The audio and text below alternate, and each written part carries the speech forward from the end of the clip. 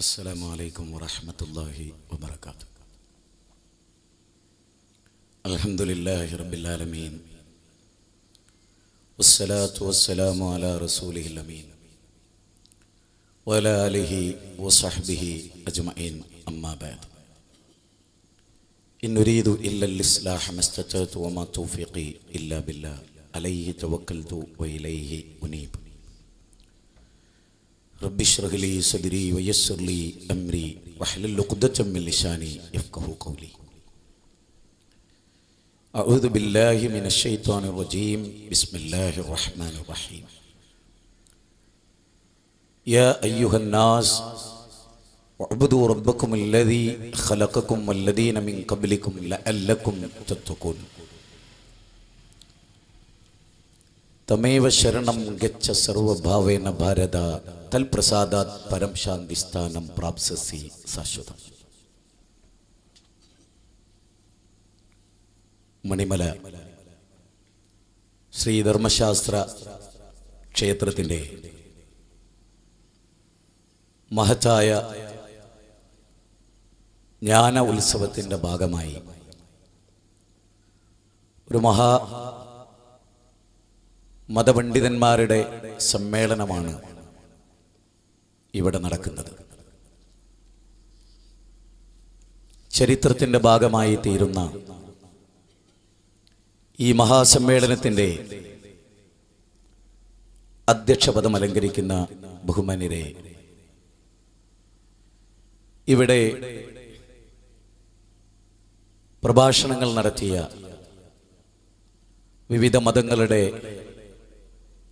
പണ്ഡിതന്മാരെ, മണിമലയിലെ ഈ മഹാസമ്മേളനത്തിൽ സംബന്ധിക്കുന്നതിന് വേണ്ടി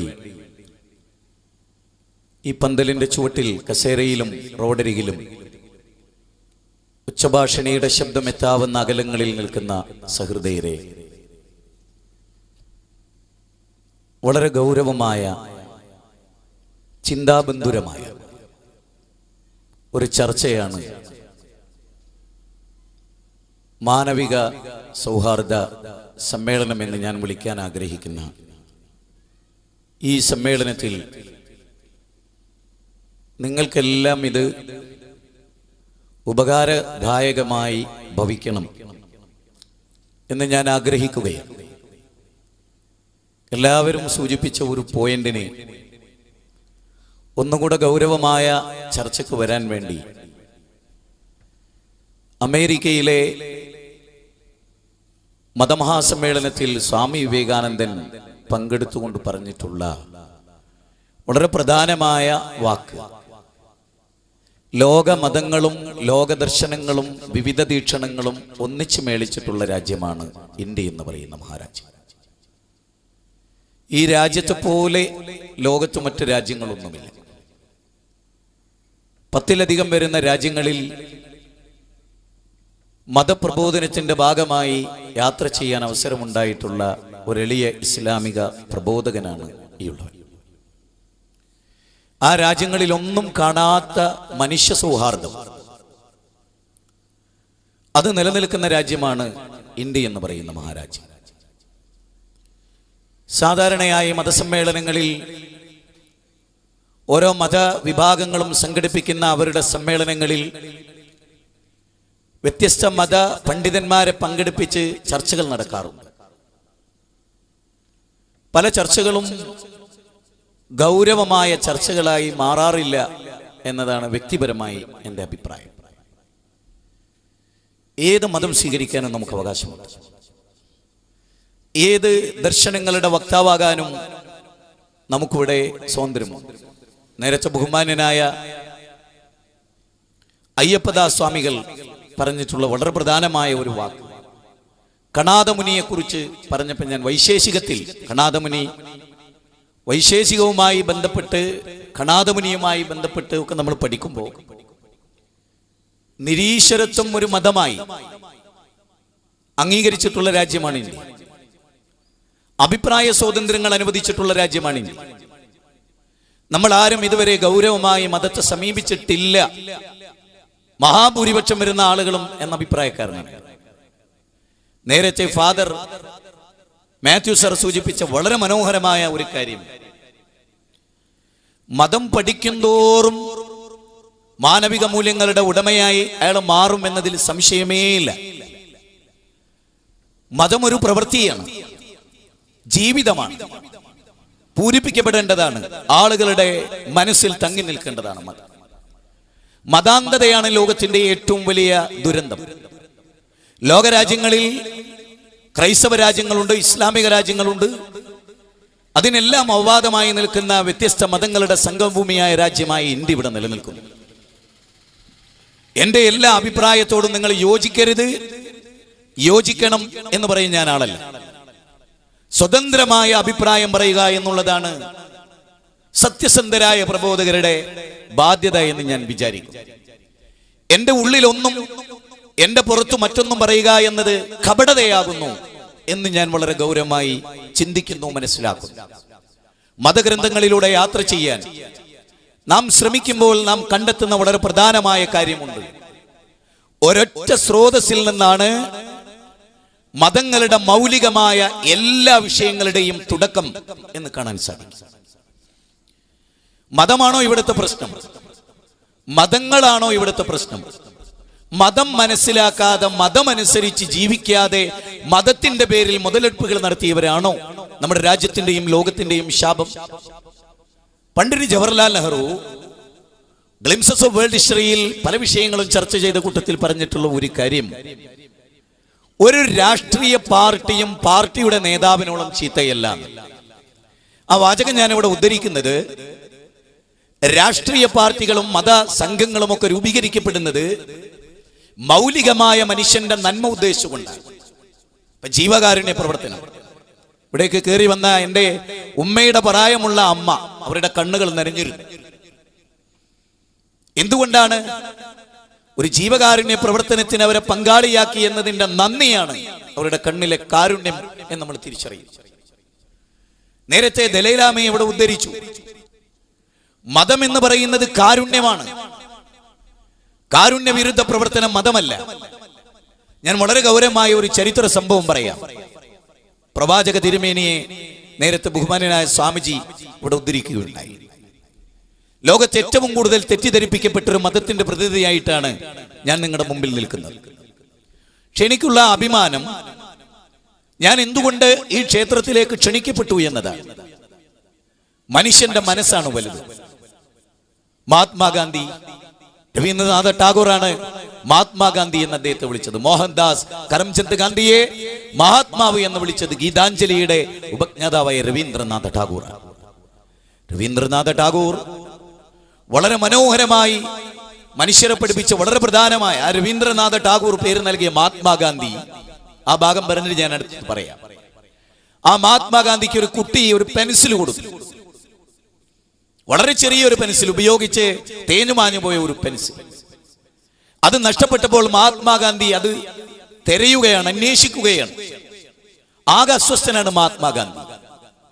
അപ്പൊ അദ്ദേഹത്തിന്റെ സഹപ്രവർത്തകൻ ചോദിച്ചു, എന്താ ഒരു പരവശം, എന്താ ഒരു വേദന? ഒന്നുമില്ല, എനിക്ക് ഒരു കുട്ടി സമ്മാനിച്ച ഒരു പെൻസിൽ. അയാൾ പറഞ്ഞു, നമുക്ക് എത്ര വലിയ പെൻസിൽ വേണമെങ്കിലും സംഘടിപ്പിക്കാമല്ലോ. മഹാത്മാഗാന്ധി പറഞ്ഞു, ഇല്ല, ആ പെൻസിൽ അവന്റെ മനസ്സാണ്, അവന്റെ മനസ്സാണ്, അവന്റെ ഹൃദയമാണത്. അതിന് സമാനമാവില്ല ഒരു പെൻസിലും. ഒരു മഹാചിന്തയാണത്. മണിമല ക്ഷേത്രവും ഇതിന്റെ പ്രോഗ്രാമും ഞാൻ പങ്കെടുത്ത ക്ഷേത്രങ്ങളിൽ ഏറ്റവും അംഗസംഖ്യ കുറഞ്ഞിട്ടുള്ള ഒരു പ്രോഗ്രാമാണ്. ഇവിടുത്തെ ഒരുപാട് ക്ഷേത്രങ്ങളിൽ എനിക്ക് പ്രസംഗിക്കാൻ അവസരമുണ്ടായിട്ടുണ്ട്. ഇനിയും ഉണ്ടാകട്ടെ എന്ന് ഞാൻ പ്രാർത്ഥിക്കുകയും ചെയ്യുന്നു ദൈവത്തോട്. എന്റെ പ്രഭാഷണത്തിന്റെ തുടക്കത്തിൽ അറബിയിൽ ഞാൻ ഉദ്ധരിച്ചതെല്ലാം ആ ദൈവത്തെ വാഴ്ത്തിക്കൊണ്ടും അവനോട് പ്രാർത്ഥിച്ചുകൊണ്ടും എനിക്കിതിന് കരുത്തു തരണേ എന്ന് പ്രാർത്ഥിച്ചുകൊണ്ടും എന്റെ വാക്കുകൾ നിങ്ങൾക്ക് ഉപകാരദായകമായി ഭവിക്കണേ എന്ന് പ്രാർത്ഥിച്ചുകൊണ്ടുമാണ് ഞാൻ എന്റെ പ്രഭാഷണം ആരംഭിച്ചത്, അറബിയിലാണെങ്കിൽ. ഞാൻ പറയുന്നത് മനസ്സ് തന്നെയാണ് വളരെ പ്രധാനം. ശ്രീമദ് ഭഗവത്ഗീതയിൽ ആത്മാവിനെ കുറിച്ച് പറയുന്ന മനോഹരമായ ഒരു വാക്ക് എനിക്കിവിടെ നിങ്ങളോടൊക്കെ പറയാനുള്ളത് ഞാൻ പറഞ്ഞുവല്ലോ. മനസ്സ് തുറന്ന് സംവദിക്കുന്നു നമ്മൾ. എനിക്ക് വിയോജിക്കാം, ഫാദറിനോട് വിയോജിക്കാം, സ്വാമിജിയോട് വിയോജിക്കാം, MLA-യോട് വിയോജിക്കാം, യോജിക്കുകയും ആവാം. യോജിക്കേണ്ട പോയിന്റുകളിലെല്ലാം ശക്തമായി യോജിക്കേണ്ടതുണ്ട് എന്ന അഭിപ്രായക്കാരാണ്. സ്നേഹത്തോടു കൂടി തന്നെ വിയോജിക്കേണ്ടിടത്തെല്ലാം നാം സ്നേഹത്തോടു കൂടി വിയോജിക്കണം. അത് തിരുത്താനാണ്, മാറ്റാനാണ്, പരിവർത്തനം ഉണ്ടാകാനാണ്. ഒരാള് നേരത്തെ സൂചിപ്പിച്ച പോലെ ഒരാള് മുഷിഞ്ഞ വസ്ത്രം ധരിക്കുന്നുവെങ്കിൽ അയാളെ വൃത്തിയാക്കുക എന്നത് വളരെ പ്രധാനമാണ്. ഇത് തന്നെയാണ് വളരെ കാതലായി നമ്മൾ അറിയേണ്ട കാര്യം. മതം എന്താണ് എന്ന് നമ്മൾ പഠിച്ചിട്ടുണ്ടോ? എന്താണ് മതം? അവനവന്റെ മതത്തെക്കുറിച്ച് പോലും കൃത്യമായി പഠിച്ചവരല്ല മതവിശ്വാസികൾ. വളരെ പ്രധാനമായി എനിക്ക് പറയാനുള്ളത്, മതം കൊണ്ട് നടക്കുന്നവർ പോലും പാരമ്പര്യമായ കുറെ വിശ്വാസങ്ങളെയും, ഉപാസനാകാന്ഡം, വിജ്ഞാനകാന്ഡം, കർമ്മകാന്ഡം, 3 കാണ്ഡങ്ങളായി വേർതിരിച്ച പഠനങ്ങൾ. ഉപാസനാകാന്ഡത്തെ കുറിച്ച് ഇവിടെ സൂചിപ്പിക്കുകയുണ്ടായി. ആരാധനാബന്ധിതമായ കാര്യങ്ങൾ വിശദീകരിക്കുന്നു. കർമ്മകാന്ഡം നമ്മുടെ പ്രവൃത്തികൾ, വൈജ്ഞാനികമായ മേഖലകൾ, ചിന്തകളുടെയും പഠനങ്ങളുടെയും മനനങ്ങളുടെയും ഗവേഷണങ്ങളുടെയും മേഖലകൾ, ശ്രുതികൾ, സ്മൃതികൾ. എന്താ ഇത്? ഋഗ്വേദം, സാമവേദം, അഥർവവേദം, യജുർവേദം, ചതുർവേദങ്ങൾ. സ്വാമി വിവേകാനന്ദൻ പറഞ്ഞ ചതുർവേദങ്ങൾ. വേദം എന്ന് പറഞ്ഞാൽ ഇവിടെ പറഞ്ഞു, വേദത്തിന്റെ ആകത്തുകയെ കുറിച്ച് ഇവിടെ സംസാരിച്ചു. ഉപനിഷത്തുക്കൾ, 108 സുപ്രധാനമായ ഉപനിഷത്തുക്കൾ, അതിലേറെ ശ്രദ്ധേയവും സവിശേഷവുമായ ദശോപനിഷത്തുക്കൾ, ബൈബിൾ, ഓൾഡ് ടെസ്റ്റമെന്റും ന്യൂ ടെസ്റ്റമെന്റും, സെന്നവസ്തും തെൽമൂദും, ഇതെല്ലാം വേദഗ്രന്ഥങ്ങളാണ്. പേര് പറഞ്ഞതും പറയാത്തതും മാനവ ചരിത്രത്തിന്റെ വ്യത്യസ്ത ദശാസന്ധികളിൽ അവതരിപ്പിക്കപ്പെട്ട ദൈവപ്രോക്ത വചനങ്ങളും. ഇത് ശരിക്കും പഠിച്ചിട്ടാണോ ഞാൻ മുസ്ലിമായത്, നിങ്ങൾ മതവിശ്വാസികളായത്, നമ്മൾ ആരാധനകൾ നടത്തുന്നത്? നമ്മുടെ ആരാധന ഫലവത്താണോ അല്ലേ എന്ന് പരിശോധിക്കാൻ എപ്പോഴെങ്കിലും നമുക്ക് സാധിച്ചിട്ടുണ്ട്?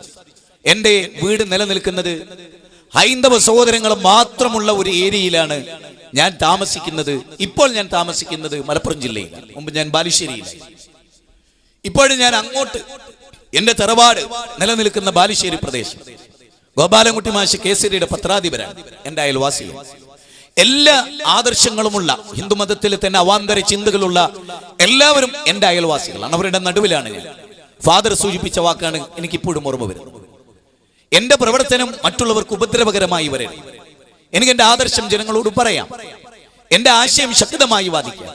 പക്ഷെ എന്റെ പ്രവർത്തനങ്ങൾ മനുഷ്യരുമായി ബന്ധപ്പെട്ട് എല്ലാം കാരുണ്യത്തിൽ അധിഷ്ഠിതമായി തരണം. അതാണ് മതം. അവിടെയാണ് ഞാൻ പറയുന്നത്, പ്രവാചക തിരുമേനി അദ്ദേഹത്തിന്റെ അനുചരന്മാരുമൊത്തൊരു വലിയ യാത്രയിൽ ഒരു കുന്നിൻ ചെരുവിൽ അവർ താമസിക്കാൻ ടെന്റ് കെട്ടുകയാണ്.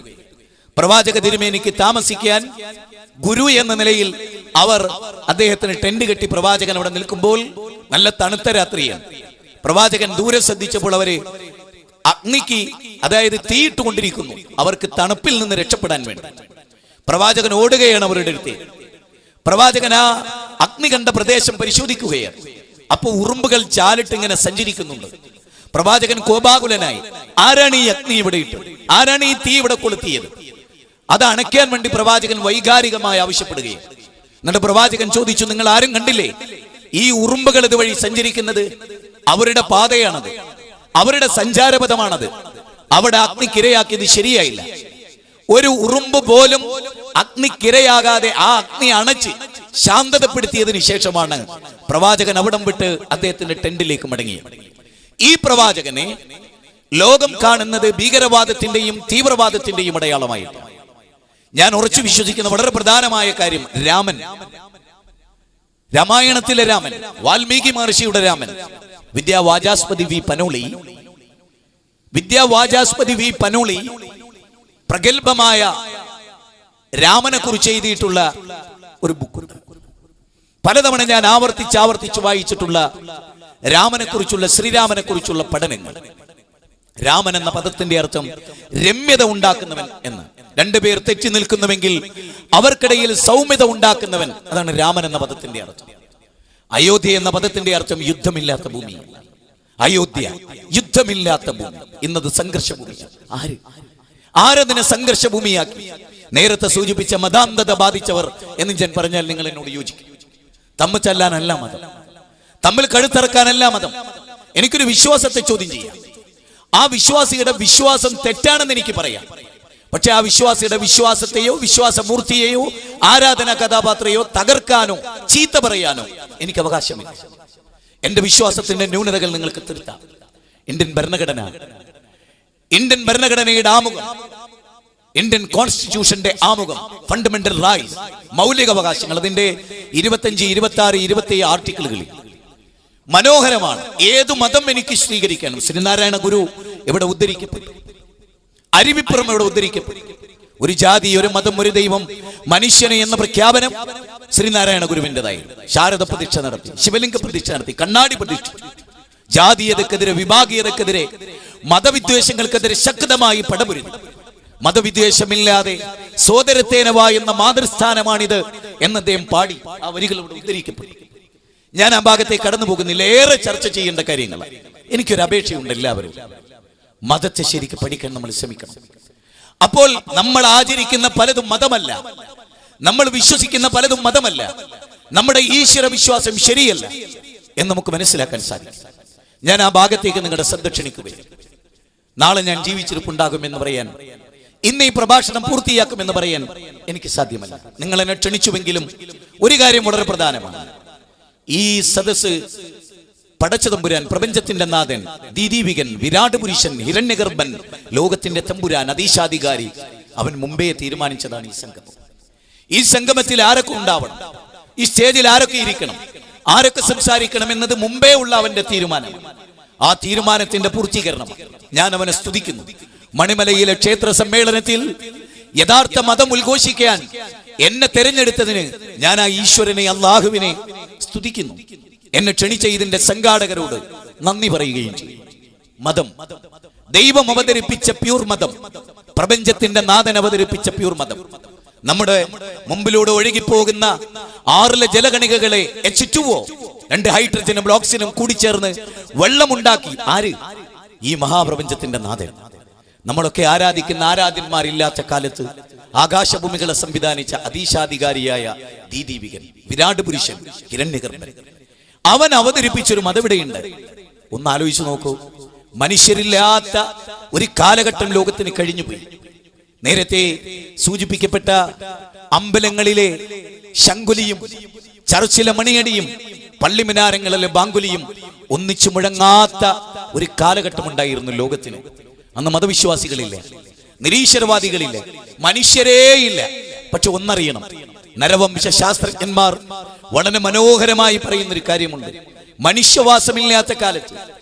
മനുഷ്യവാസമില്ലാത്ത കാലത്ത് ഭൂമി ഇവിടെയുണ്ട്, പർവ്വതങ്ങളുണ്ട്, ആകാശമുണ്ട്, സൂര്യനും ചന്ദ്രനുമുണ്ട്, നക്ഷത്രങ്ങളുടെ സൗരമതത്തെ കുറിച്ച് ഇവിടെ സൂചിപ്പിക്കുകയുണ്ടായി. ഹിന്ദുമതം എന്നല്ല, അത് വളരെ ഗൗരവമായി ചർച്ച ചെയ്യേണ്ട ഒരു പദമാണ്. ഹിന്ദുമതം എന്ന് ഇതിനെ മതം കൃത്യമായി പഠിച്ച് ആരും വിളിച്ചിട്ടില്ല. സനാതനധർമ്മം എന്നാണ് സ്വാമി വിവേകാനന്ദൻ ഹിന്ദുമതത്തെ വിളിച്ചത്. സനാതനധർമ്മം. ഹിന്ദു എന്നല്ല ഹിന്ദുവിനെ വിളിച്ചത്, വേദാന്തി എന്ന് ഞാൻ മനസ്സിലാക്കും. സ്വാമി വിവേകാനന്ദൻ ഗൗരവമായി ആര്യസമാജത്തിന്റെ സ്ഥാപകനായ സ്വാമി ദയാനന്ദ സരസ്വതി, യോജിക്കാം വിയോജിക്കാം, രാജാറാം മോഹൻ റോയ്, അതിൽ ലൈറ്റ് ഓഫ് ട്രൂത്തിൽ സ്വാമി ദയാനന്ദ സരസ്വതി പറയുന്നത് വായിക്കാനും പഠിക്കാനും ഹൈന്ദവർ തയ്യാറാകണമെന്ന് കൂടി ഞാൻ സാന്ദർഭികമായി ഓർമ്മപ്പെടുത്തുകയാണ്. മതങ്ങളല്ല, മതമാണ് ഏറ്റവും പ്രധാനം. ഏതാണ് ആ മതം? ശ്രീനാരായണ ഗുരുവിനെ പറ്റി പറഞ്ഞല്ലോ, ഒരു ജാതി. അതേതാ ജാതി? മനുഷ്യവർഗമാണത്, മനുഷ്യരാണ്. ഹിന്ദു, മുസ്ലിം, ക്രിസ്ത്യൻ, ജൈനൻ, ബൗദ്ധൻ എന്നല്ല, മനുഷ്യർ, ആദമിന്റെ മക്കൾ. ഫാദർ നേരത്തെ പറഞ്ഞ ഒരു പദം, ഒരമ്മയുടെ മക്കളെ പോലെ, ഞാൻ അതിനോട് യോജിക്കുന്നു. അതോടൊപ്പം ഒന്നുകൂടെ നമുക്ക് തിരുത്താം. കഴിഞ്ഞ പാലക്കാട് സമ്മേളനത്തിൽ കോൺഗ്രസിന്റെ ഗ്രാമപഞ്ചായത്ത് പ്രസിഡന്റ് ഇതേ പദം ഉപയോഗിച്ചു, ഒരമ്മയുടെ മക്കളെ പോലെ. ഞാൻ പറഞ്ഞു, ശ്രീധരേട്ട, ഞാൻ വളരെ ബഹുമാനത്തോടെ താങ്കളുടെ പ്രസംഗത്തെ പൂർണ്ണമായി കേട്ടു. ഞാൻ കുറിപ്പുകളെ എഴുതി. ഒരു ചെറിയ സ്നേഹത്തോടെയുള്ള ഒരു തിരുത്ത്. ഒരമ്മയുടെ മക്കളെ പോലെ അല്ല, ഒരമ്മയുടെ മക്കളാണെന്നാണ്. അതാണ് വളരെ പ്രധാനം. ബാന്ധവ മാനവ സർവേ സ്വദേശാഭുവനത്രയും, ബാന്ധവ മാനവ സർവേ സ്വദേശാഭുവനത്രയും. ലോകമാണ് തറവാട്, ലോകമാണ് തറവാട്, വസുദൈവ കുടുംബകം. ലോകമാണ് തറവാട്. ഇന്ത്യ മാത്രം എന്റെ രാജ്യം, പാകിസ്ഥാൻ നിങ്ങളുടെ രാജ്യം, സൗദി നിങ്ങളുടെ രാജ്യം, ഇതൊക്കെ നമ്മൾ ഉണ്ടാക്കിയത്. അതിർവരമ്പുകൾ തിരിച്ചത് നമ്മളാണ്. ശ്രീമദ് ഭഗവത്ഗീതയുടെ ഒരു സന്ദേശമായി ഞാനൊരു കടയിൽ അല്പസാധനം പർച്ചേസ് ചെയ്യാൻ പോയപ്പോൾ അവിടെ എഴുതി വെച്ചൊരു വാചകം, ഈ ഭൂമി ഇന്നലെ ആരുടേതോ ആയിരുന്നു, ഇന്ന് നിങ്ങൾ അനന്തരമെടുത്തു, നാളെ നിങ്ങളിൽ നിന്ന് മറ്റൊരു സമൂഹം ഇത് അനന്തരമെടുത്തു, ഇത് അവരുടേതാകും. അവകാശവാദങ്ങൾക്ക് പക്ഷികളെ പോലെയാകണം നമ്മൾ. പക്ഷികൾക്ക് പാസ്പോർട്ട് ആവശ്യമില്ല. അതിർവരമ്പുകൾ തിരിച്ചതും തൊട്ടുകൂടായ്മ ഉണ്ടാക്കിയതും നാമാണ്. ശ്രീമദ് ഭഗവത്ഗീതയെ ആദരിച്ചുകൊണ്ട് തന്നെ അതിൽ കടത്തിക്കൂട്ടിയ പദങ്ങളെ കുറിച്ച് മഹാപണ്ഡിതന്മാർ ചർച്ച ചെയ്ത കൂട്ടത്തിലാണ് ചാതുർവർണ്ണ്യം മായാസൃഷ്ടം ഗുണകർമ്മ വിഭാഗശേ എന്ന സൂക്തത്തെ, എന്ന ശ്ലോകത്തെ പണ്ഡിത ലോകം ചർച്ച ചെയ്തിട്ടുള്ളത്. തദീഹ രമണീയാം ശരണേ ഹബ്യാശേ ഹയദേ രമണീയാം യോനി അബദ്യോരൻ ബ്രാഹ്മണ യോനി വസുകര യോനി ചണ്ഡാല യോനി. ചന്തോക്കുപനിഷത്തിലെ ശ്ലോകമാണ്. ഇവിടെ ആരും ബ്രാഹ്മണനായും ക്ഷത്രിയനായും ശൂദ്രനായും വൈശ്യനായും ജനിക്കുന്നില്ല. ചണ്ഡാലനായും പറയനായും പന്നിയായും നായയായും ആരും ജനിക്കുന്നില്ല. പൗരോഹിത്യമാണ് അതൊക്കെ ഉണ്ടാക്കിയത് എന്ന വിശ്വാസമാണ് ഇവിടെ ഇരിക്കുന്ന നമ്മളെല്ലാം. ഞാൻ ഉറച്ചു പറയുന്നു, ഖുർആനിൽ 21 സ്ഥലത്ത് ഇങ്ങനെയാണ് വിളിക്കുന്നത്, യാ അയ്യുഹന്നാസ്, മാസ്, പീപ്പിൾ. അല്ലയോ മനുഷ്യരെ, നോക്കൂ, അല്ലയോ മനുഷ്യരെ, അല്ലയോ ഹിന്ദുക്കളെ, ഇന്ത്യക്കാരെ, പാകിസ്ഥാനികളെ, അറബികളെ എന്നല്ല, അല്ലയോ മനുഷ്യരെ. ശ്രീദേവി അമ്മ വിളിക്കുന്നു, എന്റെ പൊന്നുമക്കളെ. എന്റെ പൊന്നുമക്കളെ എന്ന വിളിയും എന്റെ പൊന്നുമോൻ സുരേഷ് എന്ന വിളിയും തമ്മിൽ വ്യത്യാസമുണ്ട്. മക്കളെയെല്ലാം ഒന്നിച്ചു വിളിക്കുന്ന മാതാവിന്റെ സ്നേഹവും മക്കളിൽ ഉച്ചനീചത്വങ്ങൾ കണ്ട് എല്ലാവരെയും വ്യത്യസ്തമായി കണ്ടു വിളിക്കുന്ന അമ്മയുടെ മനോഗതവും രണ്ടും രണ്ടാണ്. ഈ മഹാപ്രപഞ്ചത്തിന്റെ നാഥൻ ഹിന്ദുവിനെയും മുസ്ലിമിനെയും ക്രിസ്ത്യൻ നോക്ക്, ഈ വെട്ടത്തിൽ ഈ പ്രകാശം ഇത് ദൈവത്തിന്റെ സൃഷ്ടിയാണ്. ഈ പ്രകാശം, ഈ കാണുന്നതെല്ലാം ആ ദൈവത്തിന്റെ സൃഷ്ടി. ആ ദൈവം മനുഷ്യരെ എന്ന് വിളിക്കുന്നു. ആ വിളി സൗഹൃദത്തിൻ്റെതാണ്, സ്നേഹത്തിൻ്റെതാണ്, വർഗീയതയുടേതല്ല, വിഭാഗീയതയുടേതല്ല. ആർദ്രതയുടെ, അലിവിന്റെ, അനുകമ്പയുടെ, സഹാനുഭൂതിയുടെ, സാവർത്തിത്വത്തിന്റെ വിളിയാണ് മനുഷ്യരെ എന്ന വിളി. വിശുദ്ധ ഖുർആൻ 2-ാം അധ്യായം 21-ാമത്തെ വചനം, വിശുദ്ധ ഖുർആൻ 262-ാം അധ്യായം 168-ാമത്തെ വചനം, വിശുദ്ധ ഖുർആൻ 2-ാം അധ്യായം 213-ാമത്തെ വചനം. 213-ാമത്തെ വചനം ഖുർആൻ തുടങ്ങുന്നത് ഇങ്ങനെയാണ്. എല്ലാ വേദങ്ങളുടെയും സംഗ്രഹ സാരാംശമായ വിശുദ്ധ ഖുർആൻ ആ വാചകത്തിൽ പറയുന്നത്, കാനന്നാസു ഉമ്മത്തം വാഹിദ, മനുഷ്യരെല്ലാം ഒറ്റ സമുദായമായി. നോക്കൂ, മനുഷ്യരെല്ലാം ഒരച്ഛന്റെ അമ്മയുടെ മക്കളായിട്ടാണ്. ആദം ഹവ്വ ദമ്പതികൾ, ബൈബിളിൽ ആദം ഹവ്വ ദമ്പതികളെ കുറിച്ച് പരാമർശമുണ്ട്. ഓൾഡ് ടെസ്റ്റ്മെന്റിലും ന്യൂ ടെസ്റ്റ്മെന്റിലും പരാമർശമുണ്ട്. വേദങ്ങൾ, സെമിറ്റിക് മതങ്ങളിൽ ആദം ഹവ്വ ദമ്പതികളെ കുറിച്ച് ചർച്ചയുണ്ട്. ആദം ഹവ്വ ദമ്പതികളുടെ മക്കളാണ് മാത്യു സാറും അതുപോലെ തന്നെ അയ്യപ്പദാസ് സാർ. എല്ലാവരും നമ്മളൊക്കെ ആദമിന്റെ മക്കളാണ്. ഒരൊറ്റ സിട്ടാവിന്റെ അടിമകളാണ്. ഒരൊറ്റ സിട്ടാവിന്റെ ഏകം വിപ്രാപദന്തി. ഋഗ്വേദത്തിന്റെ 1-ാം മണ്ഡലത്തിലാണ് ആ വാചകമുള്ളത്. ദൈവം മേഘനാണ്, പലതില്ല, അവനെ പലതായി പലരും ധരിക്കുന്നു. യോ ദേവാ നാം നാമധ ഏകേവ, ദൈവത്തിന്റെ നാമങ്ങൾ ഏകീകരിച്ചിരിക്കുന്ന മാൽശക്തി, ഈ പ്രപഞ്ചത്തിന്റെ നാഥൻ. അവിടെ വളരെ പ്രധാനമായ ഒരു ചിന്ത ഞാൻ നിങ്ങളുടെ മനസ്സിൽ, നിങ്ങളുടെ പഠനത്തിനും മനനത്തിനും നിങ്ങളുടെ വിയോജിപ്പുകൾക്കും വേണ്ടി ഞാൻ സമർപ്പിക്കുകയാണ്. ഞാൻ നേരത്തെ പറഞ്ഞുവല്ലോ, ആകാശവും ഭൂമിയും മുമ്പേ ഉണ്ട്. അന്ന് മനുഷ്യരില്ല. സാഗരങ്ങളുണ്ട്, കാട്ടാറുകളുണ്ട്, കാനനങ്ങളുണ്ട്. കാനനങ്ങളിൽ ഗർജിക്കുന്ന സിംഹങ്ങളുണ്ട്, ചിഹ്നം വിളിക്കുന്ന ആനകളുണ്ട്. ആനയുടെയും സിംഹത്തിന്റെയും ഗർജനവും ചിഹ്നം വിളിയും കേട്ട് ഓടിയൊളിക്കുന്ന കൊച്ചുമൃഗങ്ങളുണ്ട്. ഞാൻ ചോദിക്കുന്നു എന്റെ മാധവേട്ടനോട്, എന്റെ ബഹുമാന്യനായ സ്വാമിജിയോട്, എന്റെ മാത്യു സാറിനോട് ഞാൻ ചോദിക്കുന്നു, നമ്മളില്ലാത്ത കാലത്ത് ആകാശവും ഭൂമിയും സൃഷ്ടിച്ചവനാരാ? അവനെ ഈശ്വരനായി കാണാൻ, അവനെ ദൈവമായി കാണാൻ നമുക്ക് സാധിച്ചാൽ നമ്മൾ ഒന്നായി. നമ്മളിലെ അപാകതകളും വർഗീയതകളും ഉണ്ടാകുന്നത് ഒരു പരിധിവരെ ദൈവങ്ങളുടെ പേരിൽ. സത്യം, ഞാൻ വളരെ ലളിതമായ ഒരു ഉദാഹരണത്തിലൂടെ പറയാം. എന്റെയും നിങ്ങളുടെയും ദൈവം സൂര്യന്റെ ദൈവമായാൽ, എന്റെയും നിങ്ങളുടെ ദൈവം ഭൂമിയുടെ ദൈവമായാൽ, എന്റെയും നിങ്ങളുടെ ദൈവം ആകാശത്ത് സൃഷ്ടിച്ച ദൈവമായാൽ, എന്നെയും നിങ്ങളെയും സൃഷ്ടിച്ച ദൈവം എലിയെയും പൂച്ചയെയും പശുവിനെയും സൃഷ്ടിച്ച ദൈവമായാൽ, ആ ദൈവത്തെ ആരാധിച്ചാൽ ഈ കൃമികീടങ്ങളെ നോക്കൂ, ഈ വട്ടത്തിൽ പാറി നടക്കുന്ന കൊച്ചു പ്രാണികൾ, അവയുടെ കാലുകൾ, അവരുടെ ചെറുകടി ശബ്ദങ്ങൾ, അതൊക്കെ രൂപകൽപ്പന ചെയ്ത പ്രപഞ്ചത്തിന്റെ നാഥനാരാ? ഞാൻ അവിടെ വളരെ ലളിതമായി, എന്നോട് നിങ്ങൾ യോജിക്കുമെന്ന വിശ്വാസത്തിലും എന്റെ പരാമർശം നിങ്ങൾ ഇഷ്ടപ്പെടുമെന്ന എന്ന വിചാരത്തിലും ഞാൻ ഒന്ന് ചോദിച്ചു കൊള്ളട്ടെ. യേശു ക്രിസ്തു മഹാനായ പ്രവാചകനാണ്. അദ്ദേഹത്തിന്റെ പേര് കേൾക്കുമ്പോൾ ഞങ്ങൾ പറയണം അലൈഹിസ്സലാത്തു വസ്സലാം. ജീസസ് ക്രൈസ്റ്റിന് ദൈവത്തിന്റെ രക്ഷയും സമാധാനവും ഉണ്ടാകട്ടെ എന്ന് പ്രാർത്ഥിക്കണം ഞങ്ങൾ.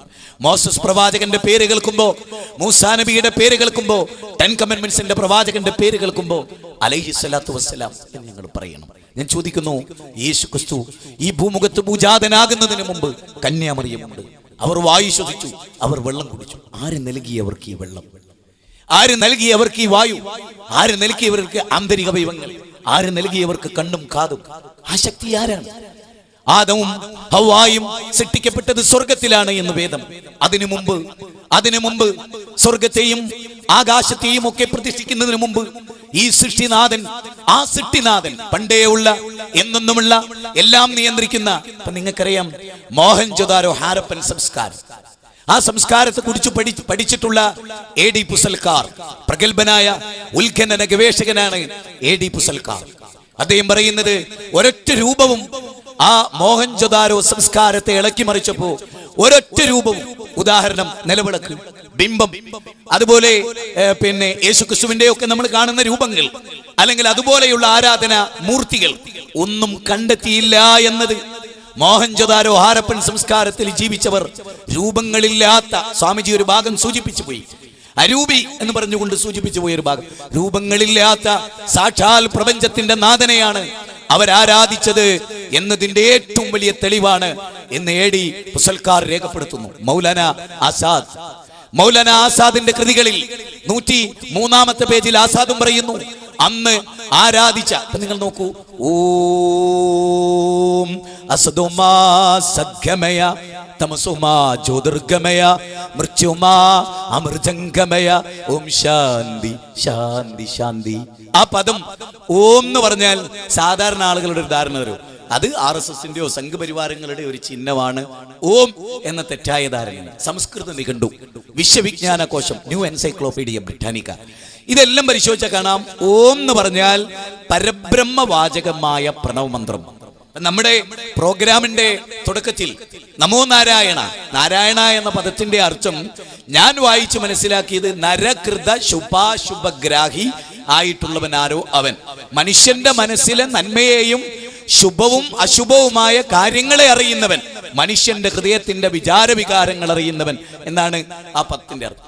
ആ അർത്ഥത്തിലല്ല നമ്മൾ ഇന്ന് കാണുന്നതും ആരാധിക്കുന്നതും. വലിയ വ്യത്യാസമുണ്ട് അവിടെയാണ് ലോകത്തിന്റെ സൃഷ്ടാവിനെ ആരാധിക്കുക എന്ന മൗലികമായ തത്വത്തിലേക്ക് മതമൂല്യങ്ങളെല്ലാം അടിസ്ഥാനപരമായി എത്തിപ്പെടുന്ന അവിടെയാണ്. ഇപ്പൊ ഋഗ്വേദം 10 മണ്ഡലങ്ങളാണ് ഋഗ്വേദത്തിനുള്ളത്. ഋഗ്വേദത്തിന്റെ 10 മണ്ഡലങ്ങളിൽ 10-ാം മണ്ഡലം 121-ാമത്തെ സൂക്തം 1-ാമത്തെ ഋക്കിൽ പറയുന്നത് എന്താണെന്നറിയോ? ഹിരണ്യഗർഭഃ സമവർത്തദാഗ്രേ ഭൂതസ്യ ജാത പതിരേക ആസീത് സതാധാര പൃഥ്വിയും ദ്യാമുദേവായ കശ്മൈ ദേവായ ഹവിഷാവിധേമ. ഈ പ്രപഞ്ചത്തെ മുഴുവനും ഗർഭം ധരിച്ച സാക്ഷാൽ ഈശ്വരൻ, മനുഷ്യരില്ലാത്ത കാലത്ത്, ജന്തുലോകങ്ങളില്ലാത്ത കാലത്ത് ഈ മഹാപ്രപഞ്ചത്തെ സംവിധാനിച്ച സർവശക്തനായ ദൈവം, ആ സർവശക്തനായ ദൈവത്തെ എന്തുകൊണ്ട് നമ്മൾ ആരാധിച്ചില്ല? വളരെ പ്രധാനമാണ്. നമ്മളിവിടെ വളരെ നന്ദിപൂർവ്വം ഓരോരുത്തരുടെയും മേന്മയും പ്രത്യേകതയും നമ്മൾ പറഞ്ഞു. അവരെന്തുകൊണ്ട് അവർ സ്നേഹിക്കപ്പെടുന്നു, ആദരിക്കപ്പെടുന്നു എന്ന് നമ്മൾ പറഞ്ഞു. ഞാൻ ചോദിക്കുന്നത്, നമുക്ക് വായു നൽകിയ, നമുക്ക് വെള്ളം നൽകിയ, ആകാശഭൂമികളെ സൃഷ്ടിച്ച നമ്മുടെ ദൈവത്തെ നമ്മൾ എന്തുകൊണ്ട് മറന്നു? ഞാൻ ഈ കായംകുളത്ത് കഴിഞ്ഞ ഒരു 2 മാസത്തിനുള്ളിലായി വിവിധ മത സാംസ്കാരിക സമ്മേളനങ്ങളിൽ കരുനാഗപ്പള്ളിയും കായംകുളത്തുമായി 3 പ്രോഗ്രാമുകളിൽ പങ്കെടുത്തു. പ്രബല മതങ്ങളുടെ എല്ലാവരും ഉണ്ടായിരുന്നു. അവരെല്ലാം ഒരേ സ്വരത്തിൽ പറഞ്ഞു, ഒറ്റ ദൈവമേ ഉള്ളൂ. ഞാൻ വളരെ വിനയത്തോടു കൂടി ചോദിച്ചു, എങ്കിൽ ആ ഒറ്റ ദൈവത്തെ എല്ലാവർക്കും കൂടി ആരാധിച്ചാൽ ഇന്ന് കാണുന്നതിനേക്കാൾ നമുക്കിടയിൽ ഐക്യവും സ്നേഹവും ഉണ്ടാവില്ലേ എന്ന് ഞാൻ ചോദിച്ചു. ആരും അതിന് മറുപടി പറഞ്ഞില്ല. എന്റെ മനസ്സ് വേദനിക്കുന്ന അതാണ്. എന്റെ കൈകൾ രൂപപ്പെടുത്തിയ എന്റെ സൃഷ്ടാവ്, എന്റെ നാവിന് ചലനശേഷി എന്ന എന്റെ സൃഷ്ടാവ്, എനിക്ക് സംസാരിക്കാൻ ഭാഷ നൽകിയ എന്റെ ലോകത്തിന്റെ തമ്പുരാൻ, എന്നെയും നിങ്ങളെയും സൃഷ്ടിച്ച സാക്ഷാൽ പടച്ചോൻ, ആ ഉടയ തമ്പുരാനെ കുറിച്ച് പറയുന്നത് ഹിരണ്യഗർഭഃ സമവർത്തദാഗ്രേ. ഈ ലോകത്തെ മുഴുവനും ഗർഭം ധരിച്ച സാക്ഷാൽ ഈശ്വരൻ, സ്വർഗത്തെയും നരകത്തെയും എല്ലാറ്റിനെയും സ്ഥാപിച്ച ആ സാക്ഷാൽ പ്രപഞ്ചത്തിന്റെ നാഥൻ, ആ നാഥനെയാണ് ആരാധിക്കേണ്ടത്. ഇപ്പൊ കഴിഞ്ഞ പാലക്കാട് ജില്ലയുടെ പർളിയോട് ചേർന്ന് കിടക്കുന്ന ഒരു പ്രദേശത്ത് ഒരു ജാതി, ഒരു മതം, ഒരു ദൈവം എന്ന ശ്രീനാരായണ ഗുരു ഉന്നയിച്ച ഈ സംഭവം, അഥവാ വക്കം അബ്ദുൽ ഖാദർ എന്ന് പറയുന്ന സ്വദേശാഭിമാനി രാമകൃഷ്ണപിള്ളയാക്കി മാറ്റിയ വക്കം അബ്ദുൽ ഖാദർ മൗലവിയുടെ സദസ്സിൽ ശ്രീനാരായണ ഗുരു ഇരിക്കാറുണ്ടായിരുന്നു. ഒരു സമകാലികരായിരുന്നു. ഏകദൈവാരാധനയുടെ, നിങ്ങൾക്കറിയാം, സതി സമ്പ്രദായം നിർത്തലാക്കിയ രാജ റാംമോഹൻ റോയ്, അദ്ദേഹമാണ് ഈ ഇന്ത്യയിൽ ഏകദൈവാരാധനയുടെ മഹത്വം അദ്ദേഹം സ്വയം പേർഷ്യൻ ഭാഷയിൽ നിന്ന് ട്രാൻസ്ലേഷൻ ചെയ്തു ഇന്ത്യയിലെ കാലഘട്ടത്തിൽ നിന്ന് ഭാഷകളിലേക്ക്. ഏകദൈവാരാധനയുടെ മാറ്റത്തെക്കുറിച്ച് തമീശ്വരാണം പരമം മഹേശ്വര താം ദേവദാനാം പരമം ച ദൈവതം പദീം പദീന പരമം പരസ്താത് വിധാമദേവം ഭുവനേശമെഡ്യം. ക്ഷേത്രോപനിഷത്തിലൂടെ ഒക്കെ കടന്നുപോയാൽ നാം കാണുന്ന പ്രാർത്ഥനകൾ അതിൽ പറയുന്ന എന്താണ്? സകല ആരാധ്യൻ, നിങ്ങൾ ഇപ്പോൾ ആരാധിക്കുന്ന സകല ആരാധ്യന്മാരുടെയും സാക്ഷാൽ ആരാധ്യൻ, ആ സാക്ഷാൽ ആരാധ്യനെ നാം ആരാധിക്കണം. കെ പരമേശ്വരൻ പിള്ള ഹിന്ദുധർമ്മ പരിചയം എന്ന് പറഞ്ഞിട്ടൊരു പുസ്തകമുണ്ട് അദ്ദേഹത്തിന്. ശ്രീരാമകൃഷ്ണ മഠം, പുറനാട്ടുകര, തൃശൂർ, അതാണ് അതിന്റെ മേൽവിലാസം. അതിലെ ഒരധ്യായം 21-ാമത്തെ അധ്യായം, ഒന്നോ പലതോ എന്നാണ് അദ്ദേഹത്തിന്റെ പേര്. 21-ാം അധ്യായം 148-ാമത്തെ പേജ്, 3-ാമത്തെ പാരഗ്രാഫ്, 1-2 വരികൾ നിങ്ങളൊന്ന് വായിക്കണം. കെ പരമേശ്വരൻ പിള്ള വളരെ പ്രഗത്ഭനാണ്. വളരെ പ്രഗത്ഭനായ കെ പരമേശ്വരൻ പിള്ള പറയുന്നത്, ഒരു ദേവിക്കും ഒരു ദേവനും സ്വന്തമായി കഴിവില്ല. ഒരു ദേവിക്കും ഒരു ദേവനും സ്വന്തമായി കഴിവില്ല. ഒരു പുൽക്കൊടി നീക്കണമെങ്കിൽ പോലും ദേവിക്ക് സാക്ഷാൽ ഈശ്വരൻ കഴിവ് കൊടുക്കണം. ഞാൻ ചോദിക്കുന്നത്, ആ സാക്ഷാൽ ഈശ്വരൻ, ദേവിക്കും ദേവനും കഴിവ് കൊടുക്കുന്ന സാക്ഷാൽ ഈശ്വരൻ, അവനെ ആരാധിക്കാനാണ് വേദം പറഞ്ഞത് എന്ന് ഞാൻ പറയുന്നു. എല്ലാ വേദങ്ങളും, വിശുദ്ധ ഖുർആൻ, മുഹമ്മദ് നബി സല്ലല്ലാഹു അലൈഹി വസല്ലം വന്ന പശ്ചാത്തലം സ്വാമിജി പറഞ്ഞു. 360-ലധികം വിഗ്രഹങ്ങൾ ഉണ്ടായിരുന്നു മുഹമ്മദ് നബി മക്കയിൽ വരുമ്പോൾ കഅബയിൽ. ഇന്ന് മുസ്ലിങ്ങൾ ഏകദൈവത്തെ ആരാധിക്കുന്ന കഅബാലയത്തിൽ 360-ലധികം വരുന്ന വിഗ്രഹങ്ങൾ. കാരണം നോഹാ പ്രവാചകൻ, മനുസ്മൃതിയുമായി ബന്ധപ്പെട്ട ചർച്ചയിൽ നോഹാ പ്രവാചകനാണ് എന്ന് പണ്ഡിതന്മാർ അഭിപ്രായപ്പെട്ടിട്ടുണ്ട്. പണ്ഡിത മതം, നേരത്തെ മതത്തെ പറ്റി പറഞ്ഞല്ലോ, അഭിപ്രായം. അവിടെ പണ്ഡിത മതം പറയുന്നിടത്ത് നോഹാ പ്രവാചകന്റെ കാലഘട്ടത്തിലാണ് മഹാന്മാരായ ആളുകളെ ആദരിക്കാൻ വേണ്ടി അവർ ബിംബം ഉണ്ടാക്കി. അതാണ് പിന്നീട് ആരാധനയായി രൂപപ്പെട്ടതെന്ന് ചരിത്രം രേഖാമൂലം തെളിയിക്കുന്നു. ചരിത്രത്തിലെ മഹാപണ്ഡിതന്മാർ ഈ വിഷയം ചർച്ച ചെയ്തിട്ടുണ്ട് പല ഗ്രന്ഥങ്ങളിൽ. അത് നമ്മൾ പഠിച്ചില്ല. അതാണ് ഞാൻ പറഞ്ഞത്. എന്ത്, നമ്മൾ ഒരച്ഛന്റെ അമ്മയുടെ മക്കളായി ജനിച്ചു. ആ അച്ഛനും അമ്മയും ഉൾക്കൊള്ളുന്ന ഇടവകയിലോ, ഞങ്ങളുടെ ഭാഷയിൽ പറഞ്ഞ മഹലിലോ, അല്ലെങ്കിൽ ഇതുപോലെ ക്ഷേത്രത്തിന്റെ പരിധിയിലോ അതിന്റെ പരിധിയിൽ വരുന്ന ഏരിയകളിലോ ഉള്ള ആ വിശ്വാസം, ക്ഷേത്രം, ആചാരം, അതിന്റെ പൈതൃകം, അവിടെ ആരാധിക്കപ്പെടുന്ന ആരാധനാമൂർത്തി, അവരെയൊക്കെ ആരാധിക്കുക എന്നതിനേക്കാൾ ഉപരി ലോകത്തിന്റെ സൃഷ്ടാവിനെ ആരാധിക്കുക. അവിടെ പ്രധാനമായ ഒരു പോയിന്റ് ഞാൻ പറയുന്നത്, സൂര്യൻ സാക്ഷാൽ പ്രപഞ്ചനാഥനെ സമ്പൂർണമായി അനുസരിക്കുന്നു. സൂര്യൻ, അതുകൊണ്ട് സൂര്യൻ മുസ്ലിമാണ്. മുസ്ലിം എന്ന പദത്തിന്റെ അർത്ഥം ദൈവത്തെ അനുസരിക്കുന്നവൻ എന്നാണ്. അറബിയിലാണ് മുസ്ലിം എന്ന പദം, അറബി ഭാഷയിലാണ്. ഇസ്ലാം എന്ന പദത്തിന്റെ അർത്ഥം സമാധാനം, സമർപ്പണം എന്നാണ്. ബ്രഹ്മകർമ്മ സമാധിന, ബ്രഹ്മത്തിൽ കർമ്മം ചെയ്ത് സമാധിയുടെ ദൈവത്തെ ആരാധിച്ച് സമാധാനം, ദൈവത്തിലേക്ക്, നേരത്തെ പറഞ്ഞ ദൈവത്തിലേക്ക് എത്താനുള്ള വഴി അവിടെയാണ്. പ്രവാചകന്മാർ, ഋഷീശ്വരന്മാർ, നേരത്തെ പറഞ്ഞല്ലോ. അതായത് അസതോമാ സദ്ഗമയ എന്ന് നമ്മൾ പ്രാർത്ഥിക്കുമ്പോൾ നമ്മുടെ മനസ്സിൽ എന്താ ഉള്ളത്? ദൈവമേ, അസത്യത്തിൽ നിന്ന് നീ എന്നെ സത്യത്തിലേക്ക് എത്തിക്കണമേ. അപ്പൊ അസത്യത്തിലാണോ നമ്മൾ? അത് നമ്മൾ പരിശോധിക്കണ്ടേ? എന്റെ നടപടിക്രമങ്ങളും ജീവിതവും തെറ്റാണെങ്കിൽ അത് തിരുത്തപ്പെടേണ്ടതില്ലേ?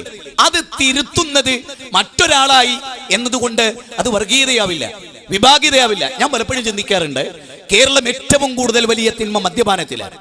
എല്ലാവരും ഉറക്കെ ചിന്തിക്കേണ്ട ഒരു കാര്യമാണ്. എല്ലാവരും. ഇപ്പൊ നിങ്ങൾ നോക്കുക, ഞാൻ ഈ ഓച്ചിറ ക്ഷേത്രത്തിൽ, അതുപോലെ തന്നെ പാടാവൂർ ഭഗവതി ക്ഷേത്രത്തിൽ, അതുപോലെ നമ്മുടെ ഇവിടെ ആലപ്പുഴയിലുള്ള അറവുകാട് ക്ഷേത്രത്തിൽ ഒക്കെ ഞാൻ അവിടുത്തെ കമ്മിറ്റിക്കാരെ ഓർമ്മപ്പെടുത്തിയ വളരെ പ്രധാനമായ കാര്യം, ക്ഷേത്ര ഉത്സവങ്ങളിലും ചർച്ചുത്സവങ്ങളിലും ഇസ്ലാമിക സമൂഹം നയിക്കുന്ന പള്ളി ഉത്സവങ്ങളിലും ആ ഉത്സവത്തിൽ പങ്കെടുക്കുന്ന നല്ലൊരു ശതമാനം ആളുകൾ വമ്പിച്ച തിന്മകൾ ചെയ്യുന്നു.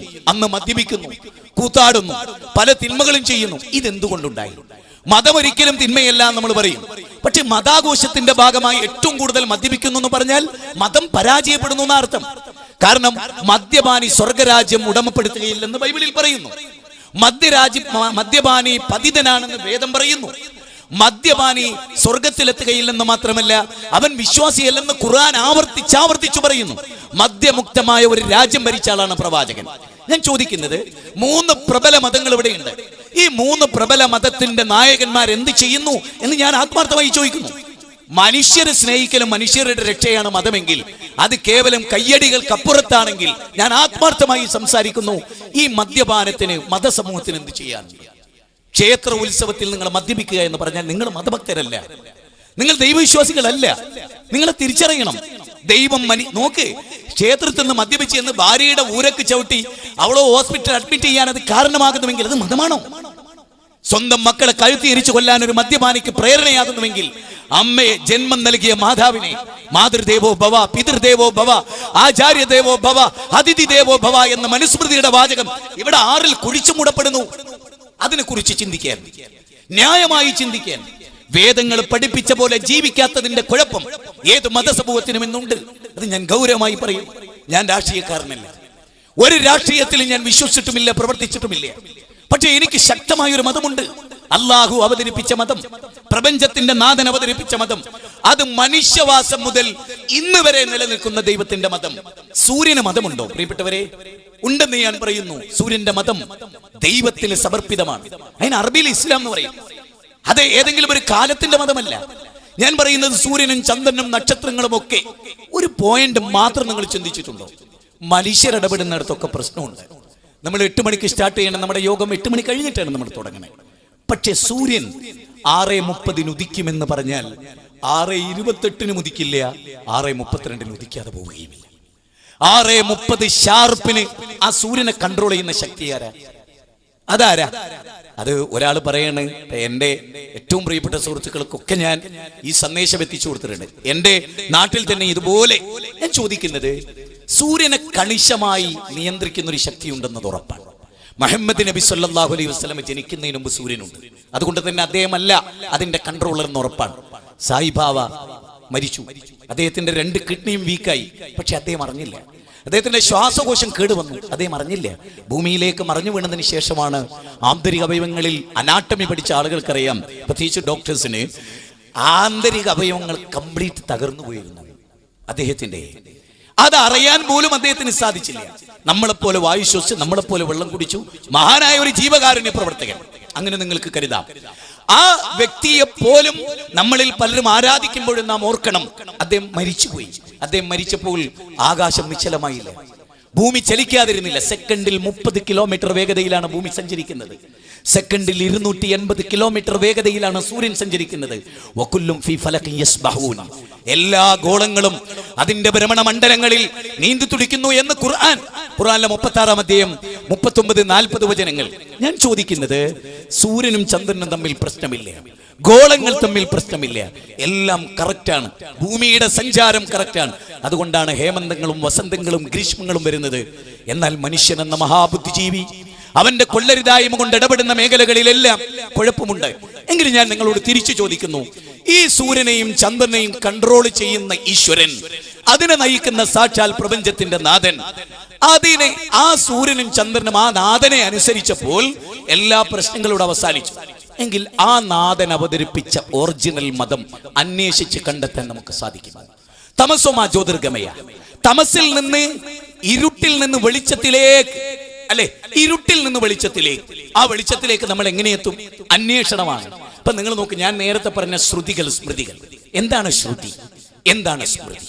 ശ്രുതി എന്ന് പറഞ്ഞാൽ ശ്രവിക്കപ്പെട്ടത് എന്നാണ് അതിന്റെ അർത്ഥം. ശ്രവിക്കപ്പെട്ടത് എന്ന് പറഞ്ഞാൽ ദൈവത്തിങ്കൽ നിന്ന് ഋഷീശ്വരന്മാർക്ക്, ആചാര്യന്മാർക്ക് ദൈവത്തിൽ നിന്ന് നേരിട്ട് കിട്ടിയ വാചകങ്ങൾ. ചുരുക്കി പറഞ്ഞാൽ എന്താണ് ശ്രുതികൾ, എന്താണ് സ്മൃതികൾ?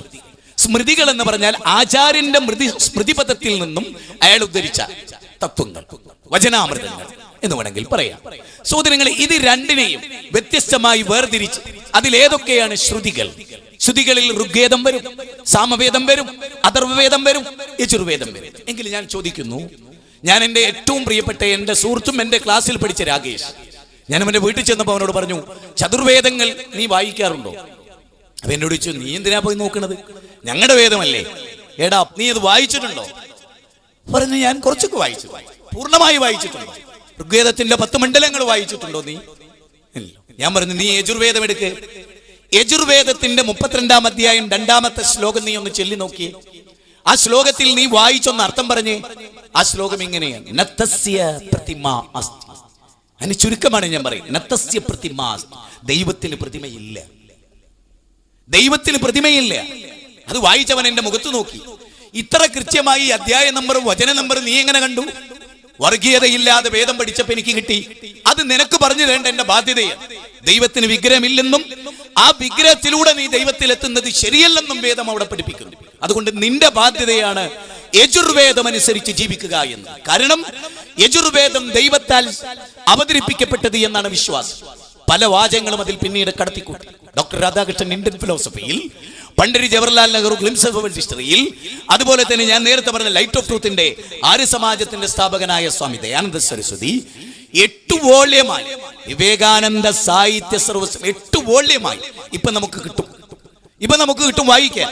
അവിടെ എല്ലാം അത് രേഖപ്പെടുത്തുന്നുണ്ട് ഈ കാര്യങ്ങൾ. അവിടെ വളരെ പ്രധാനമാണ്.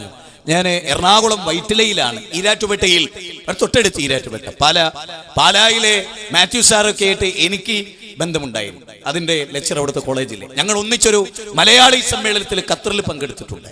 ഞാൻ ഓർക്കുന്നത് ഈരാറ്റുപേട്ടയിൽ നിന്ന കാലത്തും വൈറ്റിൽ നിന്ന കാലത്തും ഞാൻ പള്ളിയിലെ അച്ഛന്മാരുമായി ഫാദർമാരുമായി നിരന്തരമായി ബന്ധപ്പെടുമായിരുന്നു. വളരെ സ്നേഹസംവാദം. വലാ തുജാദിലു അഹ്ലൽ കിതാബ്, വേദക്കാരുമായി നിങ്ങൾ നല്ല സ്നേഹത്തിൽ സംവദിക്കണം. വേദങ്ങളുടെ ഉള്ളടക്കമെല്ലാം ഒന്നായി തീരുന്ന ചില മേഖലകളുണ്ട്. അപ്പൊ ഞാൻ അച്ഛനോട് പറഞ്ഞു, അച്ഛോ, യേശുക്രിസ്തുവിന്റെ പ്രതിമ വെക്കുക എന്നത്, കന്യാമറിയമിന്റെ രൂപം വെക്കുക എന്നത് ബൈബിളിനെതിരായിട്ടാണ് ഞാൻ മനസ്സിലാക്കുന്നത് അച്ഛോ എന്ന് പറഞ്ഞു. അപ്പൊ അച്ഛൻ ചോദിച്ചു, എന്താ മോനെ നീ എങ്ങനെ പറയാൻ, പ്രായം ചെന്ന ഒരാളെ എന്താ അങ്ങനെ പറയാൻ? അച്ഛോ, ആവർത്തന പുസ്തകം 4-ാം അധ്യായത്തിലെ 17-ാമത്തെ വചനം എന്നെ ഞെട്ടിപ്പിച്ച് കളഞ്ഞു.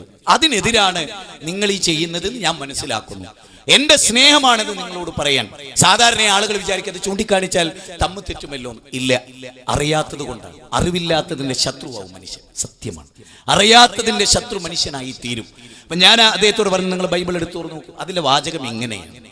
ഫാദർ, എന്റെ വാചകത്തിൽ തെറ്റുണ്ടെങ്കിൽ ഫാദർ തിരുത്തുമെന്ന് ഞാൻ വിചാരിക്കുന്നു. കാരണം അദ്ദേഹം ക്രിസ്തു മതത്തിന്റെ പണ്ഡിതനാണ്. ഒറേബ്യൻ അഗ്നികുണ്ഡത്തിൽ നിന്ന് ഞാൻ നിങ്ങളുമായി സംസാരിച്ചപ്പോൾ നിങ്ങൾ എന്റെ രൂപം കണ്ടിട്ടില്ല.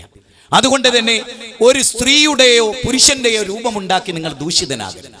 ആകാശത്തിലെ പർവ്വചാരികളുടെ രൂപമുണ്ടാക്കരുത്. ആഴിയിലെ മത്സ്യാദികളുടെ രൂപമുണ്ടാക്കരുത്.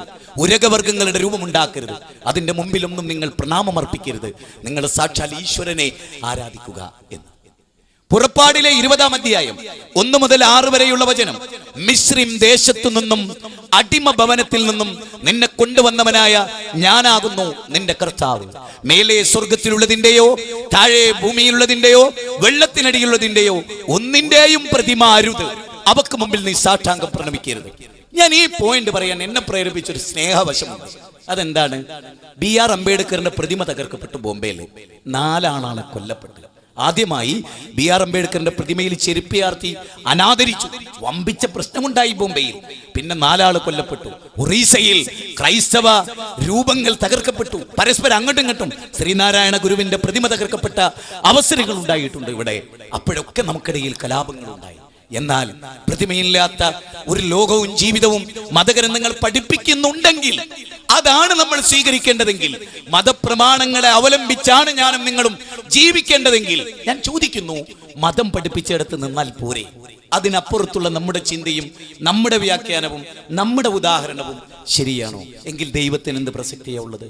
ദൈവം മതമായ ഒരു ഉന്നതമായ ആദർശം അവതരിപ്പിച്ചിട്ട് നമ്മൾ നമ്മുടെ ബുദ്ധി കൊണ്ടളന്ന് നമ്മളൊരു പുതിയ ആദർശം അവതരിപ്പിച്ച് നമ്മൾ ദൈവം ചമയുന്നത് ശരിയാണോ? ഇത് വളരെ പ്രധാനമായി നമ്മൾ ചർച്ച ചെയ്യേണ്ട കാര്യമാണ്. അതിൽ എന്നെ പ്രേരിപ്പിച്ച ഒരു ഘടകം ഇതാണ്. ഈ കേനോപനിഷത്തിലെ 6-7 ശ്ലോകമായിട്ടാണ് എൻ്റെ ഓർമ്മകളിൽ അത് നിലനിൽക്കുന്നത്.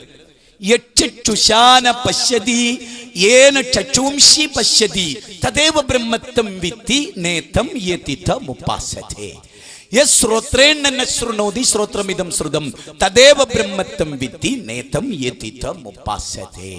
നിങ്ങൾ കണ്ണുകൊണ്ട് കണ്ട് ആരാധിക്കുന്നതൊന്നും ദൈവമല്ല.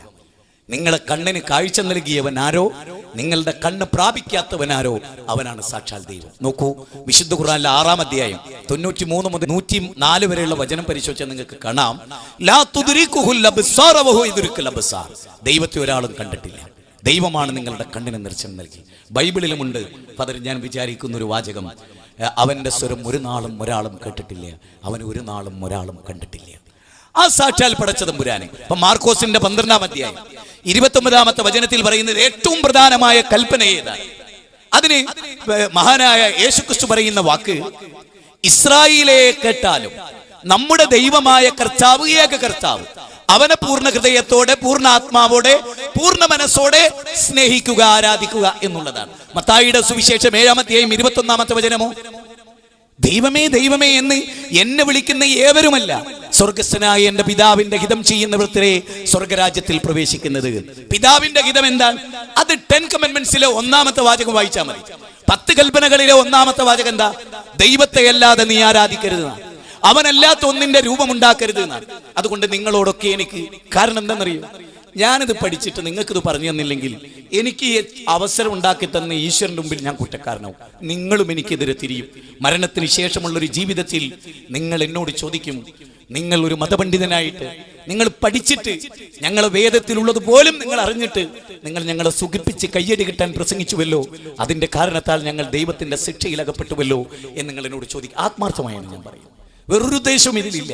എൻ്റെ പ്രിയപ്പെട്ട സുഹൃത്തുക്കളെ, കഴിഞ്ഞ സമ്മേളനത്തിൽ BJPയുടെ ഒരു ജില്ലാ സെക്രട്ടറി മനോഹരമായ അദ്ദേഹം പ്രസംഗിച്ചു. അതിൽ അദ്ദേഹം പറഞ്ഞു, ബിംബാരാധന അല്ലെങ്കിൽ ദൈവേതരരെ ആരാധിച്ചാൽ ഘോരാന്ധകാരമായ നരകത്ത് പതിക്കുമെന്ന് നിങ്ങളുടെ ലഘുലേഖയിൽ കണ്ടു, അതെന്റെ മനസ്സിനെ വേദനിപ്പിച്ചു എന്ന്. അപ്പൊ ഞാൻ അദ്ദേഹത്തോട് രസകരമായി പറഞ്ഞു, സാർ, ഞാനല്ല നിങ്ങളെ വേദനിപ്പിച്ചത്, ഈ ലഘുലേഖയുമല്ല. ആ ലഘുലേഖ ഒരു വേദഗ്രന്ഥത്തിലെ വചനമാണ്. ആ വചനത്തിന് ഞാൻ എന്ത് പേച്ചു സാർ? ദൈവം അവതരിപ്പിച്ച വേദത്തിൽ ദൈവം പറയുന്നു എന്ന് നമ്മൾ ലോകരോട് പറയുന്നു. എന്നിട്ട് ആ വാചകം നമ്മൾ സ്വീകരിക്കാതിരുന്നാൽ സാർ, നമ്മൾ ദൈവത്തിന്റെ വാചകത്തെ നിഷേധിച്ചവരായി തീരും. അപ്പം അദ്ദേഹം എന്നോട് കൗതുകത്തോട് കൂടി ചോദിച്ചു, ആ വാചകം ഏതാണ്? അന്തം തമഹ പ്രവിശന്തിയേ സംപൂത്യമുപാസതേ തതോഭൂയ യുവതേ യഹു സംപൂത്യാം രദഹ. ഈശാവാശോപനിഷത്തിലെ 12ാമത്തെ ശ്ലോകമാണ്. ആർക്കും എടുത്തു നോക്കാം, വേദം മുഴുവൻ പരതണ്ട. ഈശാവാശോപനിഷത്തിലെ 12ാമത്തെ ശ്ലോകത്തിൽ പറയുന്നത്, ദൈവേതരരെ, പിതൃമാനവാദികളെ, അതായത് ദൈവത്തെ അല്ലാതെ ദൈവത്തിന്റെ സൃഷ്ടികളെ ആരെ നിങ്ങൾ ആരാധിച്ചാലും ഘോരാന്ധകാരമായ ഇരുട്ടിൽ, ഇത് ഖുർആൻ പറയുന്ന, നോക്കൂ, ഇന്നഹു മൻ യുശ്രിക് ബില്ലാഹ് ഫഖദ് ഹറമല്ലാഹു അലൈഹിൽ ജന്ന. ആരെങ്കിലും ദൈവേതരെ ആരാധിച്ചാൽ, അമ്പിയാക്കളെ, പ്രവാചകന്മാരെ, കൃഷീശ്വരന്മാരെ, മാലാകമാരെ, ജിന്നുകളെ, ആരെ ആരാധിച്ചാൽ, ആരെ വിളിച്ചു പ്രാർത്ഥിച്ചാലും ഘോരാന്ധകാരമായ നരകത്തിലെത്തും. ഇത് വേദങ്ങളെല്ലാം പഠിപ്പിച്ചതാണ്. ഈ വേദം പഠിപ്പിച്ച് ഈ ഒരാശയം ഇവിടെ ഇന്ത്യയിൽ, ആ ആശയത്തിലേക്ക് നമ്മളെല്ലാം വന്നാലോ, നമുക്കിടയിൽ എവിടെ മതത്തിന്റെ പേരിൽ ഇത് എന്റെ ദൈവം, ഇത് നിന്റെ ദൈവം എന്നൊരവസ്ഥ ഉണ്ടാവുക. അതുകൊണ്ട് ഈ പോയിന്റ് വളരെ കണിശമായി ഇസ്ലാം, ഞാൻ മാത്രവുമല്ല, മതസമ്മേളനത്തിലെ ഒരു പ്രധാന കാര്യം തന്നെ എന്താ പറയുക, എന്റെ മതം പരിചയപ്പെടുത്താനുള്ള അവസരമാണ്. മാത്രവുമല്ല, മതത്തെക്കുറിച്ച് തെറ്റിദ്ധരിക്കുന്നവർക്ക് തെറ്റിദ്ധാരണ തിരുത്താൻ ഈ മതം ആരെയും നിർബന്ധിക്കണില്ല. ഇസ്ലാം വാളുകൊണ്ട് പ്രചരിച്ചതാണെന്ന് പറയുന്ന ഘട്ടങ്ങൾ വരെ ഇന്ത്യയിൽ ഉണ്ടായിട്ടുണ്ട്. ശുദ്ധിപ്രസ്ഥാനത്തിന്റെ നേതാവായ ശ്രദ്ധാനന്ദ സ്വാമികൾ കൊല്ലപ്പെട്ടപ്പോ, അബ്ദുൾ റഷീദിനാൽ കൊല്ലപ്പെട്ടപ്പോ, മഹാത്മാഗാന്ധി പോലും വൈകാരികമായി പറഞ്ഞുപോയി, മതം വാളുകൊണ്ടാണ് പ്രചരിച്ചത്. മഹാത്മാഗാന്ധി പിന്നീട് തിരുത്തി. മഹാനായിരുന്നു അദ്ദേഹം, നന്നായി പഠിക്കുമായിരുന്നു അദ്ദേഹം. മഹാത്മാഗാന്ധിയെ തിരുത്തി. ഞാൻ പറയുന്നത്, മുഹമ്മദ് നബി സല്ലല്ലാഹു അലൈഹി വസല്ലം വാളുകൊണ്ടല്ല, വിശ്വാസങ്ങളെ കൊണ്ടാണ്. ചർച്ചകളായിരുന്നു പ്രവാചകന്റെ, വേദഗ്രന്ഥത്തിന്റെ ചർച്ചകൾ. അവരെന്താണ് വേദത്തെക്കുറിച്ച് പഠിക്കാത്തത് എന്നിടത്ത് ആരംഭിക്കുകയാണ്. എന്നിട്ട് അദ്ദേഹം Pandit Jawaharlal Nehru glimpse of the world ഹിസ്റ്ററിയുടെ 1ാം വോള്യം 95 മുതൽ 106 വരെയുള്ള പേജിൽ പറയുന്നത്, 2 കാര്യം കൊണ്ടാണ് അറബ് ജനത നന്നായത്. അറബികൾ വളരെ മോശമായിരുന്നു. വാണിജ്യ ബന്ധങ്ങൾ നമുക്ക് വളരെ നേരത്തെയുണ്ട് ഇന്ത്യയുമായി. അറബികൾ വളരെ മോശമായി ജീവിച്ച, മദ്യവും വ്യഭിചാരവും എല്ലാ നിലക്കുമുള്ള തിന്മകൾ, ബഹുദൈവത്വ വിശ്വാസങ്ങൾ, മഹാന്മാരുടെ ഖബറുകൾ കെട്ടിയുയർത്തി അതിനെ ആരാധിക്കുന്നത്, ഇതെല്ലാം നിലനിന്ന ഒരു ലോകത്തായിരുന്നു പ്രവാചകൻ ഉണ്ടായിരുന്നത്. ആ പ്രവാചകൻ അവരുടെ മനസ്സ് തട്ടുന്ന വാക്ക് പറഞ്ഞു. അവരോട് ചോദിച്ചു, യാ അയ്യുഹന്നാസ്, അല്ലയോ മനുഷ്യരെ, വഅബ്ദു റബ്ബക്കുമുല്ലദീ ഖലഖക്കും, നിങ്ങളെയും നിങ്ങൾക്ക് മുമ്പുള്ളവരെയും സൃഷ്ടിച്ച ലോകത്തിന്റെ സൃഷ്ടാവ്. വല്ലാത്തൊരു വാക്കല്ലേ അത്. നമ്മളെയൊക്കെ സൃഷ്ടിച്ച ഈ സ്റ്റേജിലിരിക്കുന്ന ബഹുമാന്യരെ, നേരത്തെ പാട്ടുപാടുകയും മനോഹരമായി പാടുകയും പിന്നീട് ഈ ക്ഷേത്രത്തിന്റെ ചരിത്രം സമഗ്രമായി എന്നാൽ ഏറെ ഹൃദയഹാരിയായി അവതരിപ്പിച്ചിട്ടുള്ള ആളുകൾ, എന്നെ ക്ഷണിച്ച ബഹുമാനനായ അഭിലാഷ്, ഇവരെല്ലാം ഇരിക്കുന്ന ഈ വേദിയിൽ ഞാൻ പറയുന്നു, നാം മതത്തെ ഗൗരവമായി പഠിക്കാൻ ഇനി മുതൽ തയ്യാറാകും. അവിടെയാണ് മതം ശരിക്ക് പഠിപ്പിക്കുന്നത് എന്ത് എന്ന് നമുക്ക് മനസ്സിലാക്കാൻ സാധിക്കുക. നമ്മൾ ആലോചിച്ച്, ഒരു നിശ്ചിത സമയം എത്തിയാൽ നമ്മൾ മരിക്കും. ആരാ നമ്മളെ മരിപ്പിക്കുന്നത്? ഒരാളും, അലക്സാണ്ടർ ചക്രവർത്തി, ലോകത്തിൽ അതിർവരമ്പുകൾ വെട്ടിപ്പിടിച്ച അലക്സാണ്ടർ ചക്രവർത്തി, അദ്ദേഹം മരിക്കുന്നതിന് മുമ്പ് നാട്ടുകാരോട് പറഞ്ഞു, എല്ലാവരോടും പറഞ്ഞു, 3 കാര്യങ്ങൾ നിങ്ങൾ എന്റെ പേരിൽ ചെയ്യണം. ഒന്ന് 3 കാര്യങ്ങൾ. അതിലൊന്ന് അദ്ദേഹം പറഞ്ഞു, നിങ്ങൾ എന്നെ കുടുംബക്കാരോ രാജാക്കന്മാരോ പ്രമുഖരോ ഒന്നും എന്റെ ശവമഞ്ചം ചുമക്കാൻ പാടില്ല. എന്റെ ശവമഞ്ചം ചുമക്കേണ്ടത് എന്നെ നോക്കിയ ഡോക്ടേഴ്സാണ്. 2, എന്റെ സമ്പാദ്യങ്ങളിലെ വെള്ളിയും സ്വർണവും എന്റെ സെമിത്തേരിയിലേക്കുള്ള അല്ലെങ്കിൽ എന്റെ ചുടലക്കളത്തിലേക്കുള്ള യാത്രക്കിടയിൽ നിങ്ങൾ റോട്ടിൽ വിതരണം, വഴിത്താരകളിൽ വിതരണം. 3, എന്റെ കൈ ചേർത്ത് വെച്ച് നിങ്ങൾ എന്നെ കഫൻ ചെയ്യരുത്, എന്നെ നിങ്ങൾ പുതയ്ക്കരുത്, തുണി മൂടരുത്. എന്റെ 2 കൈകളും ശവമഞ്ചത്തിന്റെ പുറത്തേക്ക് എടുത്തിറങ്ങും. ആളുകൾ ചോദിച്ചു, അങ്ങൊന്ന് ഇത് പറഞ്ഞതിന്റെ പൊരുളൊന്നും ഞങ്ങൾക്ക് മനസ്സിലായില്ല, എന്താണ് അങ്ങൊന്ന് ഉദ്ദേശിക്കുന്നത്? അദ്ദേഹം പറഞ്ഞു, ലോകത്തിലെ ഏറ്റവും പ്രഗത്ഭരായ ഡോക്ടർമാരാണ് എന്നെ നോക്കുന്നത്, അവർക്ക് പോലും മരണത്തിൽ നിന്ന് എന്നെ രക്ഷിക്കാൻ കഴിയില്ല എന്ന് ലോകം തിരിച്ചറിയണം. 2, ഞാൻ സമ്പാദിച്ചു വെട്ടിപ്പിടിച്ച ആളുകളെ ആക്രമിച്ചുണ്ടാക്കിയ സമ്പത്തൊന്നും ഞാൻ മരിക്കുമ്പോൾ കൊണ്ടുപോകില്ല എന്ന് ഈ വഴിത്താരകളിൽ സ്വർണവും വെള്ളിയും വിതറുക വഴി ലോകമറിയണം. 3, എന്റെ കൈകൾ ഉപയോഗിച്ച് പ്രകരിച്ചവരെയും ആഭരണങ്ങളും അതുപോലെ കൊള്ള ചെയ്ത് സമ്പാദിച്ചതും എന്റെ കൈകളിൽ ഞാൻ കൊണ്ടുപോകുന്നില്ല, മനുഷ്യൻ നിസ്സഹായനാണ് എന്ന് ലോകമറിയണം. ഞാനും നിങ്ങളും മരിച്ചു പോകുമ്പോൾ ഒന്നും കൊണ്ടുപോവില്ല. പക്ഷെ ഒരു കാര്യം, നേരത്തെ പറഞ്ഞ ഉപാസനാകാന്ഡവും കർമ്മകാന്ഡവും വൈജ്ഞാനിക കാണ്ഡവും ഒക്കെ ചർച്ച ചെയ്യുന്നിടത്ത് ഒരു കാര്യം ആലോചിക്കണം. ഒരേ ഒരു കാര്യം, നമുക്ക് ഏത് വേദം മാറ്റിവെച്ചോളൂ, ഏത് വേദഗ്രന്ഥം മാറ്റിവെച്ചോളൂ, എങ്കിലും ഒരു ചോദ്യം ഞാൻ ചോദിക്കട്ടെ, ഈ ഭൂമി നിലനിൽക്കുന്നുവല്ലോ, ആര് നിലനിർത്തി സഹസ്രാബ്ദങ്ങളായി? ഈ ആറുകൾ ഒഴുകുന്നുവല്ലോ, വെള്ളം ഒഴുകുന്നുവല്ലോ, നമ്മൾ എല്ലാവരും ഏറെ വേദനിക്കുന്നു മഴയില്ലാതെ. ആരോടാ മഴയ്ക്ക് വേണ്ടി നമ്മൾ പ്രാർത്ഥിക്കേണ്ടത്? ആരുടെ മുമ്പിലാണ് നാം നമ്മുടെ പ്രാർത്ഥനകൾ സമർപ്പിക്കേണ്ടത്? അവിടെയാണ് മഹാനിർവഹണ സ്തോത്രത്തിലെ ഒരു പ്രാർത്ഥന ഞാൻ നിങ്ങളെ ശ്രദ്ധയിൽപ്പെടുത്തുന്നത്. അവിടെ പറയുന്നത്, ത്വമേകം ശരണ്യം ത്വമേകം വരണ്യം ത്വമേകം ജഗത് കാരണം വിശ്വരൂപം ത്വമേകം ജഗത് കർത്തൃ പാത്രപ്രകർത്തൃ ത്വമേകം പരം നിശ്ചലം നിർവികൽപ്പം. ത്വമേകം, ഏകനായ ദൈവമേ, ഞാൻ നിന്നോട് ശരണം തേടുന്നു, ഞാൻ നിന്നോട് പ്രാർത്ഥിക്കുന്നു, എന്റെ അവിസുകൾ ഞാൻ നിന്നിൽ അർപ്പിക്കുന്നു. നീ ആരാ? ത്വമേകം ജഗത് കാരണം വിശ്വരൂപം, ഈ മഹാജഗത്തിന്റെ ജഗതീശ്വരനാ നീ. അങ്ങനെയുള്ള ഖുർആനിലെ 1-ാം അധ്യായത്തിലെ 2-ാമത്തെ വചനം എന്തറിയോ? അൽഹംദുലില്ലാഹി റബ്ബിൽ ആലമീൻ. സർവസ്തുതികളും സർവ്വലോകങ്ങളുടെയും തമ്പുരാനായ സാക്ഷാൽ പ്രപഞ്ചനാഥനാകുന്നു. അവൻ ആ അറബിയിൽ പറയുന്ന പേരാണ് അല്ലാഹ്. അറബ് നാടുകളിൽ ബൈബിളിൽ അല്ലാഹു എന്നാണ് യഹോവക്ക് കൊടുത്തിരിക്കുന്നത്. ഈ പ്രപഞ്ചത്തിന്റെ നാഥൻ, ലോകത്തിന്റെ തമ്പുരാൻ അല്ലെ? സങ്കീർത്തന പുസ്തകത്തിൽ കാണാം വളരെ മനോഹരമായി 148-ാമത്തെ അധ്യായത്തിൽ നമ്മൾ അവിടെ വായിക്കുന്ന വളരെ പ്രധാനമായ, ആകാശത്തിലെ പർവ്വചാരികളെ നിങ്ങൾ അവനെ സ്തുതിക്കുക, ആകാശത്തിലെ ജലരാശിയെ നിങ്ങൾ അവനെ സ്തുതിക്കുക, ആഴിയിലെ മത്സ്യാദികളെ നിങ്ങൾ അവനെ സ്തുതിക്കുക. കാരണം അവനല്ലയോ നിങ്ങളുടെ യജമാനൻ, അവനല്ലയോ നിങ്ങളുടെ സൃഷ്ടാവ്. ഇവിടെ ഇരിക്കുന്ന നമ്മുടെയൊക്കെ സൃഷ്ടാവായ ഏകനായ പടച്ച തമ്പുരാൻ വിശുദ്ധ ഖുർആൻ ആ കാര്യം പറയുന്നത്, യാ അയ്യുഹന്നാസ് ഇന്നാ ഖലഖനാകും മിൻ ദക്കരിൻ വ ഉൻസാ വജഅൽനാകും ശൂബൻ വകബായില ലിതഅറഫു ഇന്ന അക്രമകും ഇൻദല്ലാഹി യത്ഖാകും. ഖുർആനിലെ 49-ാം അധ്യായം 13-ാമത്തെ വചനമാണ്. ഒരച്ഛന്റെ അമ്മയുടെ മക്കളാ നിങ്ങൾ. നിങ്ങളുടെ വർഗ്ഗങ്ങളും ഗോത്രങ്ങളുമായി തിരിച്ചത് പരസ്പരം തിരിച്ചറിയാനാ, തമ്മിത്തല്ലാനല്ല, കഴുത്തറുക്കാനല്ല, രാജ്യത്തിന്റെ പേര് പറഞ്ഞ് തമ്മിത്തല്ലാനല്ല, നീ അധകൃതൻ ഞാൻ സമ്പന്നൻ എന്ന് പറയാനല്ല, ഞാൻ സാംസ്കാരികമായി ഉന്നമൻ നീ അധപ്പതനത്തിന്റെ ആള് എന്ന് പറയാനല്ല. നമ്മളെ എല്ലാം ഖുർആൻ വിളിക്കുന്ന ഒരു വിളിയുണ്ട്, യാ അയ്യുഹന്നാസ്, യാ അയ്യുഹന്നാസ് മാ ഗുർറക ബിറബ്ബിക്കൽ കരീം. ഔദാര്യവാനായ ദൈവത്തെ നീ എന്താ മനുഷ്യ മറന്നത്? നിനക്ക് വായു നൽകിയ, നിനക്ക് വെള്ളം നൽകിയ. വിശുദ്ധ ഖുർആൻ ആ കാര്യം പറയുന്നത് ഖുർആനിലെ 35-ാം അധ്യായം 13-ാമത്തെ വചനത്തിൽ, യൂലിജുൽ ലൈല ഫിന്നഹാരി വയൂലിജുൻ നഹാറ ഫിൽ ലൈൽ വശഖറ ശംസ വൽ ഖമറ കുല്ലും യജ്രി ലി അജലിൻ മുസമ്മാ. ആ വാചകത്തിന്റെ അർത്ഥം അറിയുമോ നിങ്ങൾക്ക്? രാവിനെ പകലിലും പകലിനെ രാവിലും പ്രവേശിപ്പിക്കുന്നവൻ സാക്ഷാൽ ദൈവം. നോക്ക്, രാവും പകലും. അത് പറയുമ്പോൾ ഞാൻ ഒരൊറ്റ വാചകം പറഞ്ഞുകൊള്ളട്ടെ. ഒരു ചിങ്ങമാസത്തിലെ അർദ്ധരാത്രിയിൽ ദേവകിയുടെ 8-ാമത്തെ പുത്രനായിട്ടാണ് ശ്രീകൃഷ്ണൻ ജനിച്ചത്. ദേവകിയുടെ 8-ാമത്തെ പുത്രനായി ഒരു ചിങ്ങമാസത്തിലെ അർദ്ധരാത്രിയിൽ ശ്രീകൃഷ്ണൻ ജനിച്ചു എന്ന വാചകം ഞാൻ വായിച്ച ആദ്യ ദിവസം ഞാൻ ഉറങ്ങിയില്ല. ആ പരാമർശം എഴുതിയ പണ്ഡിതന്മാർ, ഹിന്ദു പണ്ഡിതന്മാരിൽ നിന്ന് ആ വാചകം വായിച്ചെന്ന് എനിക്ക് ഉറക്കു വന്നില്ല. കാരണം വലിയൊരു പൊരുളുണ്ടായിരുന്നു അതിൽ. ഹൈന്ദവ സഹോദരങ്ങളെ, നിങ്ങൾ ചിന്തിച്ചു അതിന്റെ വാചകം എന്താ അതിൽ പറഞ്ഞത്? ഒരു ചിങ്ങമാസത്തിലെ മാസം ചിങ്ങമാസം മാത്രമാണോ? മറ്റൊരു മാസത്തെ തുടർന്ന് വരുന്നതാണ് ചിങ്ങമാസം, ശരിയല്ലേ? ആ ചിങ്ങമാസം അതിലെ ഒരു അർദ്ധരാത്രി. അപ്പൊ രാത്രി 6:30 രാത്രി തുടങ്ങിയാൽ 12 മണിയാകുന്നതോടുകൂടെ നമ്മൾ അർദ്ധരാത്രി എന്ന് പറയും. അപ്പൊ രാത്രി 6:30 തുടങ്ങിയിട്ട് 12 മണി വരെ ആ രാത്രിയെ നിയന്ത്രിച്ചത് ആരാ? അന്ന് ശ്രീകൃഷ്ണൻ ജനിച്ചിട്ടില്ല. ആരാ അതിനെ കൺട്രോൾ ചെയ്തത്? ഒന്ന്, ദേവകിയുടെ 8-ാമത്തെ പുത്രൻ എന്ന് പറയുമ്പോ 7 കുട്ടികൾ അതിനു മുമ്പ് ഇവിടെ വന്നു. ദേവകിയുടെ ഗർഭപാത്രത്തിൽ ഇവർ വളർന്നു. ദേവകിയുടെ ഗർഭപാത്രത്തിൽ ഈ കുഞ്ഞിനെ വളർത്തിയതാരാ? നേരത്തെ പറഞ്ഞുവല്ലോ സ്വാമിജി, പന്തിർക്കുലമ്പെറ്റ പറയിക്കും അമ്മ നീ, എണ്ണിയാലൊടുങ്ങാത്ത തങ്ങളിൽ ഇണങ്ങാത്ത സന്തതികളെ നൊന്തു പെറ്റു അല്ലേ. ഇഷ്ടവധുവാം നിന്നെ സൂര്യനണിയിച്ച ചിത്രപട കഞ്ചുകം തെല്ലൊന്നു നീക്കി നീ അരുളിയ മുലപ്പാൽ കുടിച്ചു തെഴുത്തവർക്കൊരു ദാഹമുണ്ടായി, ഉടുക്കത്ത ദാഹം നിൻ തിരുഹൃദയ രക്തം കുടിപ്പാൽ അല്ലേ.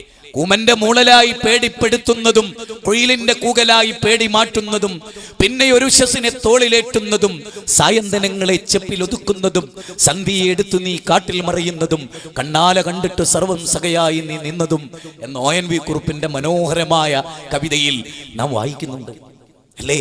അങ്ങനെയൊക്കെയാണെങ്കിൽ ഞാൻ നിങ്ങളോട് ചോദിക്കുന്നു, നമ്മുടെ ഹൃദയത്തെ കൺട്രോൾ ചെയ്യുന്ന സാക്ഷാൽ പ്രപഞ്ചത്തിന്റെ നാഥനെ എന്തേ നമ്മൾ കണ്ടെത്താതെ പോയത്?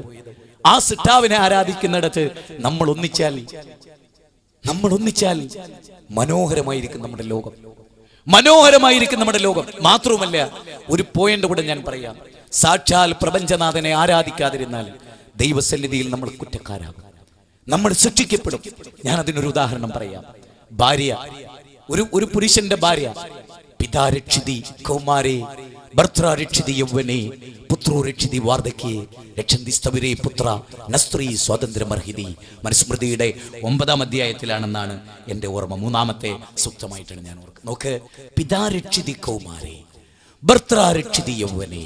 ഭർത്താവിന്റെ സംരക്ഷണത്തിൽ യൗവനത്തിൽ കഴിഞ്ഞുകൂടുന്ന ഒരു സ്ത്രീ, ആ സ്ത്രീ ജീവിതത്തിൽ ഒരിക്കലും അവളുടെ മനസ്സും ശരീരവും മറ്റൊരു പുരുഷനെ പങ്കുവെക്കുന്നത് ആണത്തമുള്ള ഒരു പുരുഷന് ഇഷ്ടപ്പെടുമോ? ഒരിക്കലുമില്ല. അവന്റെ അവകാശവാദം എന്താണ്? കോയമ്പത്തൂരിൽ സംഭവം ഉണ്ടായി വർഷങ്ങൾക്ക് മുമ്പ്. ദൂരെ ജോലി ചെയ്യുന്ന ഒരു ഭർത്താവ് ലീവിന് വന്ന് തിരിച്ചുപോയി. പക്ഷെ അന്ന് ട്രെയിന് കിട്ടാത്തത് കൊണ്ട് അദ്ദേഹം മടങ്ങി വീട്ടിൽ വരുമ്പോ ഒരു അപരിചിതനായ പുരുഷന്റെ ചെരുപ്പ് ഡോറിനെ മുട്ടി നോക്കുമ്പോൾ ഡോറ് തുറക്കണില്ല. കോപാകുലനായി ഡോറ് ചവിട്ടി തുറന്ന് ഉള്ളിൽ ചെന്ന് നോക്കുമ്പോ താൻ ആർക്ക് വേണ്ടി അധ്വാനിച്ചുവോ, താൻ ആരെ സ്നേഹിച്ചുവോ അവൾ തന്നെ വഞ്ചിക്കുന്ന കാഴ്ച, മറ്റൊരു പുരുഷനുമായി അവളുടെ കിടപ്പറ പങ്കുവെക്കുന്ന കാഴ്ച കണ്ട് കിട്ടിയ ആയുധം കൊണ്ട് ഓങ്ങിയപ്പോൾ 10 വയസ്സുകാരൻ മകന്റെ ശിരസാണ് ഛേദിക്കപ്പെട്ടത്. ഒരു പുരുഷനും ജീവിതത്തിൽ ഒരിക്കലും ഇഷ്ടപ്പെടാത്തതാണ് അവന്റെ ഭാര്യയുടെ മനസ്സും ശരീരവും മറ്റൊരു പുരുഷനെ പങ്കുവെക്കുക എന്നത്. ഞാൻ ചോദിക്കുന്നു, എന്തേ ഇവിടെ നമ്മുടെ അവകാശം? അവൾ എന്റെ ഭാര്യയാണ്. 4 ആളുകളെ സാക്ഷി നിർത്തി. ഇന്നലെ ഞാൻ എന്റെ സത്യേട്ടന്റെ മകളുടെ കല്യാണത്തിന് പോയപ്പോ കല്യാണ സദസ്സും മണ്ഡപവും ഒരുങ്ങിയിരിക്കുന്നു, മുഹൂർത്തത്തിന് സമയം നിശ്ചയിച്ചിരിക്കുന്നു. അവിടെ ഞാൻ ഓർമ്മപ്പെടുത്തിയ ഒരു പ്രധാന ഭാഗമാണ്, ഒരു പിതാവ് മകളെ ഏൽപ്പിച്ചു കൊടുക്കുകയാണ് ഒരു പുരുഷന്റെ കയ്യിൽ. ഒരിക്കലും ചതിക്കാത്തൊരു ഭാര്യയെ ഏൽപ്പിച്ചു കൊടുക്കുകയാണ്. ആ ഭാര്യയുടെ ശരീരം 4 ആളുടെ മുമ്പിൽ വെച്ച് ഏറ്റെടുത്ത പുരുഷനല്ലാതെ അവളുടെ ശരീരം പ്രകടിപ്പിക്കരുത് എന്നാണ് ഇസ്ലാം ലോകത്തോട് പറഞ്ഞത്. നിന്റെ മാറും നിന്റെ സൗന്ദര്യവും ആളുകൾക്ക് ആസ്വദിക്കാനുള്ള പുറംപോക്കുകളല്ല എന്ന്. അതിന്റെ ദുരന്താണ് ഇവിടെ സംഭവിച്ചത്. ഡൽഹി എത്ര സ്ത്രീകൾ പീഡിപ്പിക്കപ്പെട്ടു, 2 വയസ്സുള്ള പെൺകുട്ടികൾ വരെ പീഡിപ്പിക്കപ്പെട്ടു. എന്തുകൊണ്ട്? അവിടെയാണ് ഭർത്തൃരക്ഷിതി യൗവനേ എന്നത് ഡൽഹിയിലെ നമ്മുടെ ജ്യോതിമോള് മറന്നത്, എന്റെ അനിയത്തി ജ്യോതിമോള് മറന്നത്. എന്തേ കാരണം? അന്യ പുരുഷന്റെ കൂടെ രാത്രി അവൾ തെണ്ടി നടന്നു. ഒരു സിനിമക്ക് ആരും അത് കണ്ടില്ല. പക്ഷെ അതോടൊപ്പം അവരെ പ്രേരിപ്പിക്കാനും രാത്രിയിൽ അവർ ഒരു പെണ്ണിനെ കിട്ടാനും കൂടെ ഉണ്ടായിരുന്നവനെ തച്ചൊതുക്കാനും അവസരമുണ്ടാക്കിയതിന്റെ പിന്നിലുമില്ലേ കുറ്റകൃത്യങ്ങൾ, പാപങ്ങൾ? ഒരു പെണ്ണ് അവളുടെ സൗന്ദര്യം പലർക്കും പങ്കുവെക്കുന്നതിനെ വ്യഭിചാരം എന്ന് നമ്മൾ വിളിക്കും. പെൺകുട്ടികളുടെ സൗന്ദര്യം പ്രകടിപ്പിച്ച് ആർക്കും ആകർഷിക്കുന്ന വിധത്തിൽ, ആരുടെ കാമാസക്തിയെയും വളരെ കൂടുതൽ വർദ്ധിപ്പിക്കുന്ന വിധത്തിൽ ആളുകൾ പ്രവർത്തിക്കുമ്പോൾ അതിനെതിരെയും കൂടിയുള്ള ഒരു ശബ്ദം അവിടെയാണ് മനുസ്മൃതിയിൽ ഇങ്ങനെ ഇല്ല എന്നും ഞാൻ പറയുന്നത്. ഏത്? പിതാരക്ഷിതി കൗമാരേ ഭർത്തൃരക്ഷിതി യൗവനേ എന്നല്ലാതെ കാമുകോ രക്ഷിതി യൗവനേ എന്നൊരു തസ്തികല്ല. കാമുകൻ കൊണ്ടുകിടന്ന് ഓന്റെ ആവശ്യങ്ങൾ കഴിഞ്ഞ് തിരിച്ചേൽപ്പിക്കുന്ന ഒരു സമ്പ്രദായം ഒരു മതത്തിലുമില്ല. എന്തിനധികം ജോസഫിന്റെ മകൾ നിരീശ്വരവാദിയായി. അദ്ദേഹത്തിന്റെ മകൾ ഗീത ഒരിക്കൽ പോലും വിവാഹം പ്രഖ്യാപിച്ച പുരുഷന്റെ കൂടെ അയച്ചിട്ടില്ല. ഭാരതീയ സമൂഹം ഇഷ്ടപ്പെട്ടിട്ടില്ല. അതുകൊണ്ട് എനിക്ക് ഇസ്ലാമിൽ പലവരും പറയും, എന്താ പർദ, എന്താ അവള് പർദ ധരിച്ചിരിക്കുന്നത്? ഒരു പെണ്ണ് പല പുരുഷന്റെ പെണ്ണാകുമോ? ആവില്ല, അതാവരുത്. നമ്മുടെ മക്കൾ ആരാണോ അവളെ ജീവിതാന്ത്യം വരെ സംരക്ഷിക്കുന്നത്, 18 വയസ്സ് വരെ അച്ഛൻ സംരക്ഷിക്കുള്ളൂ, അമ്മ സംരക്ഷിക്കുള്ളൂ. 18 കഴിഞ്ഞ പുരുഷന്റെ കൈകളിലാണ് അവൾ മരിക്കുന്നവരെ. അതുകൊണ്ട് തന്നെ അവളുടെ സൗന്ദര്യമെല്ലാം അവന്റെ മുമ്പിലാണ് സമർപ്പിക്കപ്പെടേണ്ടത്. ഇത് വളരെ പ്രധാനമാണ്. ഇസ്ലാം നിങ്ങൾ നോക്ക്, ഞാൻ പ്രസംഗിച്ചതിന്റെ ചുരുക്കം പറഞ്ഞ് അവസാനിപ്പിക്കുകയാണ്. നോക്കൂ, ഇസ്ലാം ലോകത്തിന്റെ മുമ്പിൽ ഏകദൈവാരാധന അവതരിപ്പിച്ചു. മുഹമ്മദ് നബി സല്ലല്ലാഹു അലൈഹി വസല്ലം മരിച്ച ദിവസം അബൂബക്കർ സിദ്ദീഖ് റളിയല്ലാഹു അൻഹു ഒന്നാമത്തെ ഖലീഫ, നിങ്ങൾ കേട്ടിട്ടുണ്ടാവും. രണ്ടാമത്തെ ഖലീഫ ഉമറിനെ നിങ്ങൾക്കൊക്കെ പ്രസിദ്ധവുമാണ്. ഈ അബൂബക്കർ സിദ്ദീഖ് പ്രസംഗിക്കുകയാണ് മുഹമ്മദ് നബി മരിച്ച അന്ന്.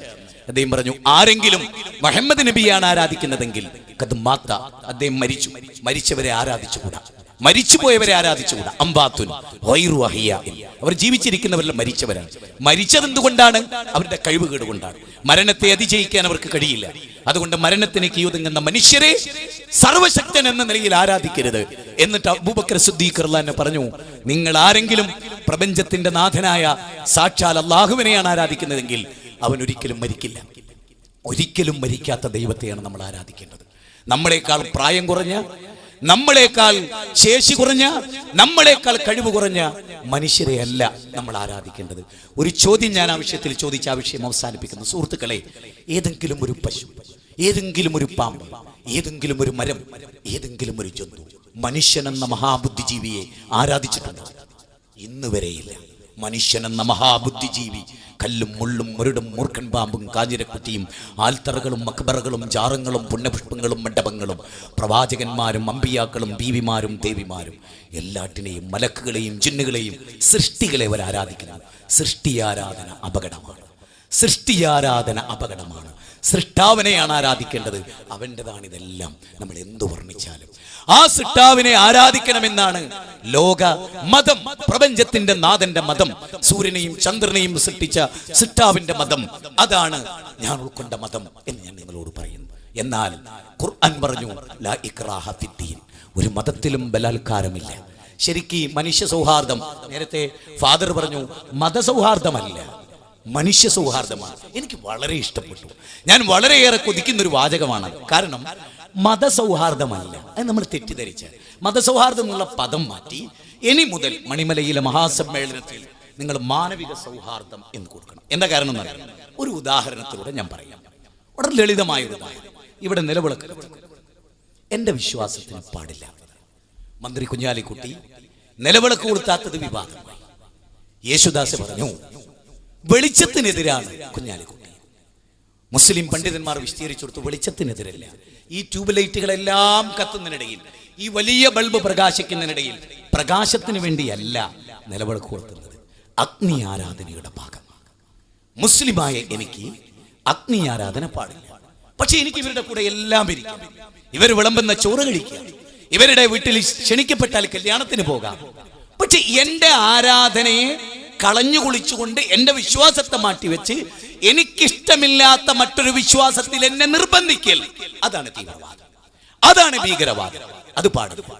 ഞാനൊരു അമുസ്ലിമിനെ, എന്റെ സുഹൃത്തിനെ കൊണ്ടുവന്ന് പള്ളിയിൽ അവനെ സുജൂദ് ചെയ്യിപ്പിച്ച് നിർബന്ധിക്കൽ, അതല്ല മതസൗഹാർദ്ദം. അത് മതസൗഹാർദ്ദമല്ല, മതവിരുദ്ധമാണ്. ഞാൻ ഒന്നുകൂടി ചോദിച്ചുകൊണ്ട് അവസാനിപ്പിച്ചു കൊള്ളട്ടെ. മദ്യപാനിയുമായുള്ള നമ്മുടെ സൗഹൃദം എന്താ? മദ്യപാനിയുമായുള്ള നമ്മുടെ സൗഹൃദം അവൻ 1 ലിറ്റർ കുടിക്കുന്നിടത്ത് 1/2 ലിറ്റർ കുടിച്ച് ഐക്യദാർഢ്യം പ്രഖ്യാപിക്കലാണോ? വ്യഭിചാരിയുമായുള്ള നമ്മുടെ സൗഹൃദം അവന്റെ കൂടെ വ്യഭിചരിച്ച് 1 ട്രിപ്പ് ഐക്യം പ്രഖ്യാപിക്കലാണോ?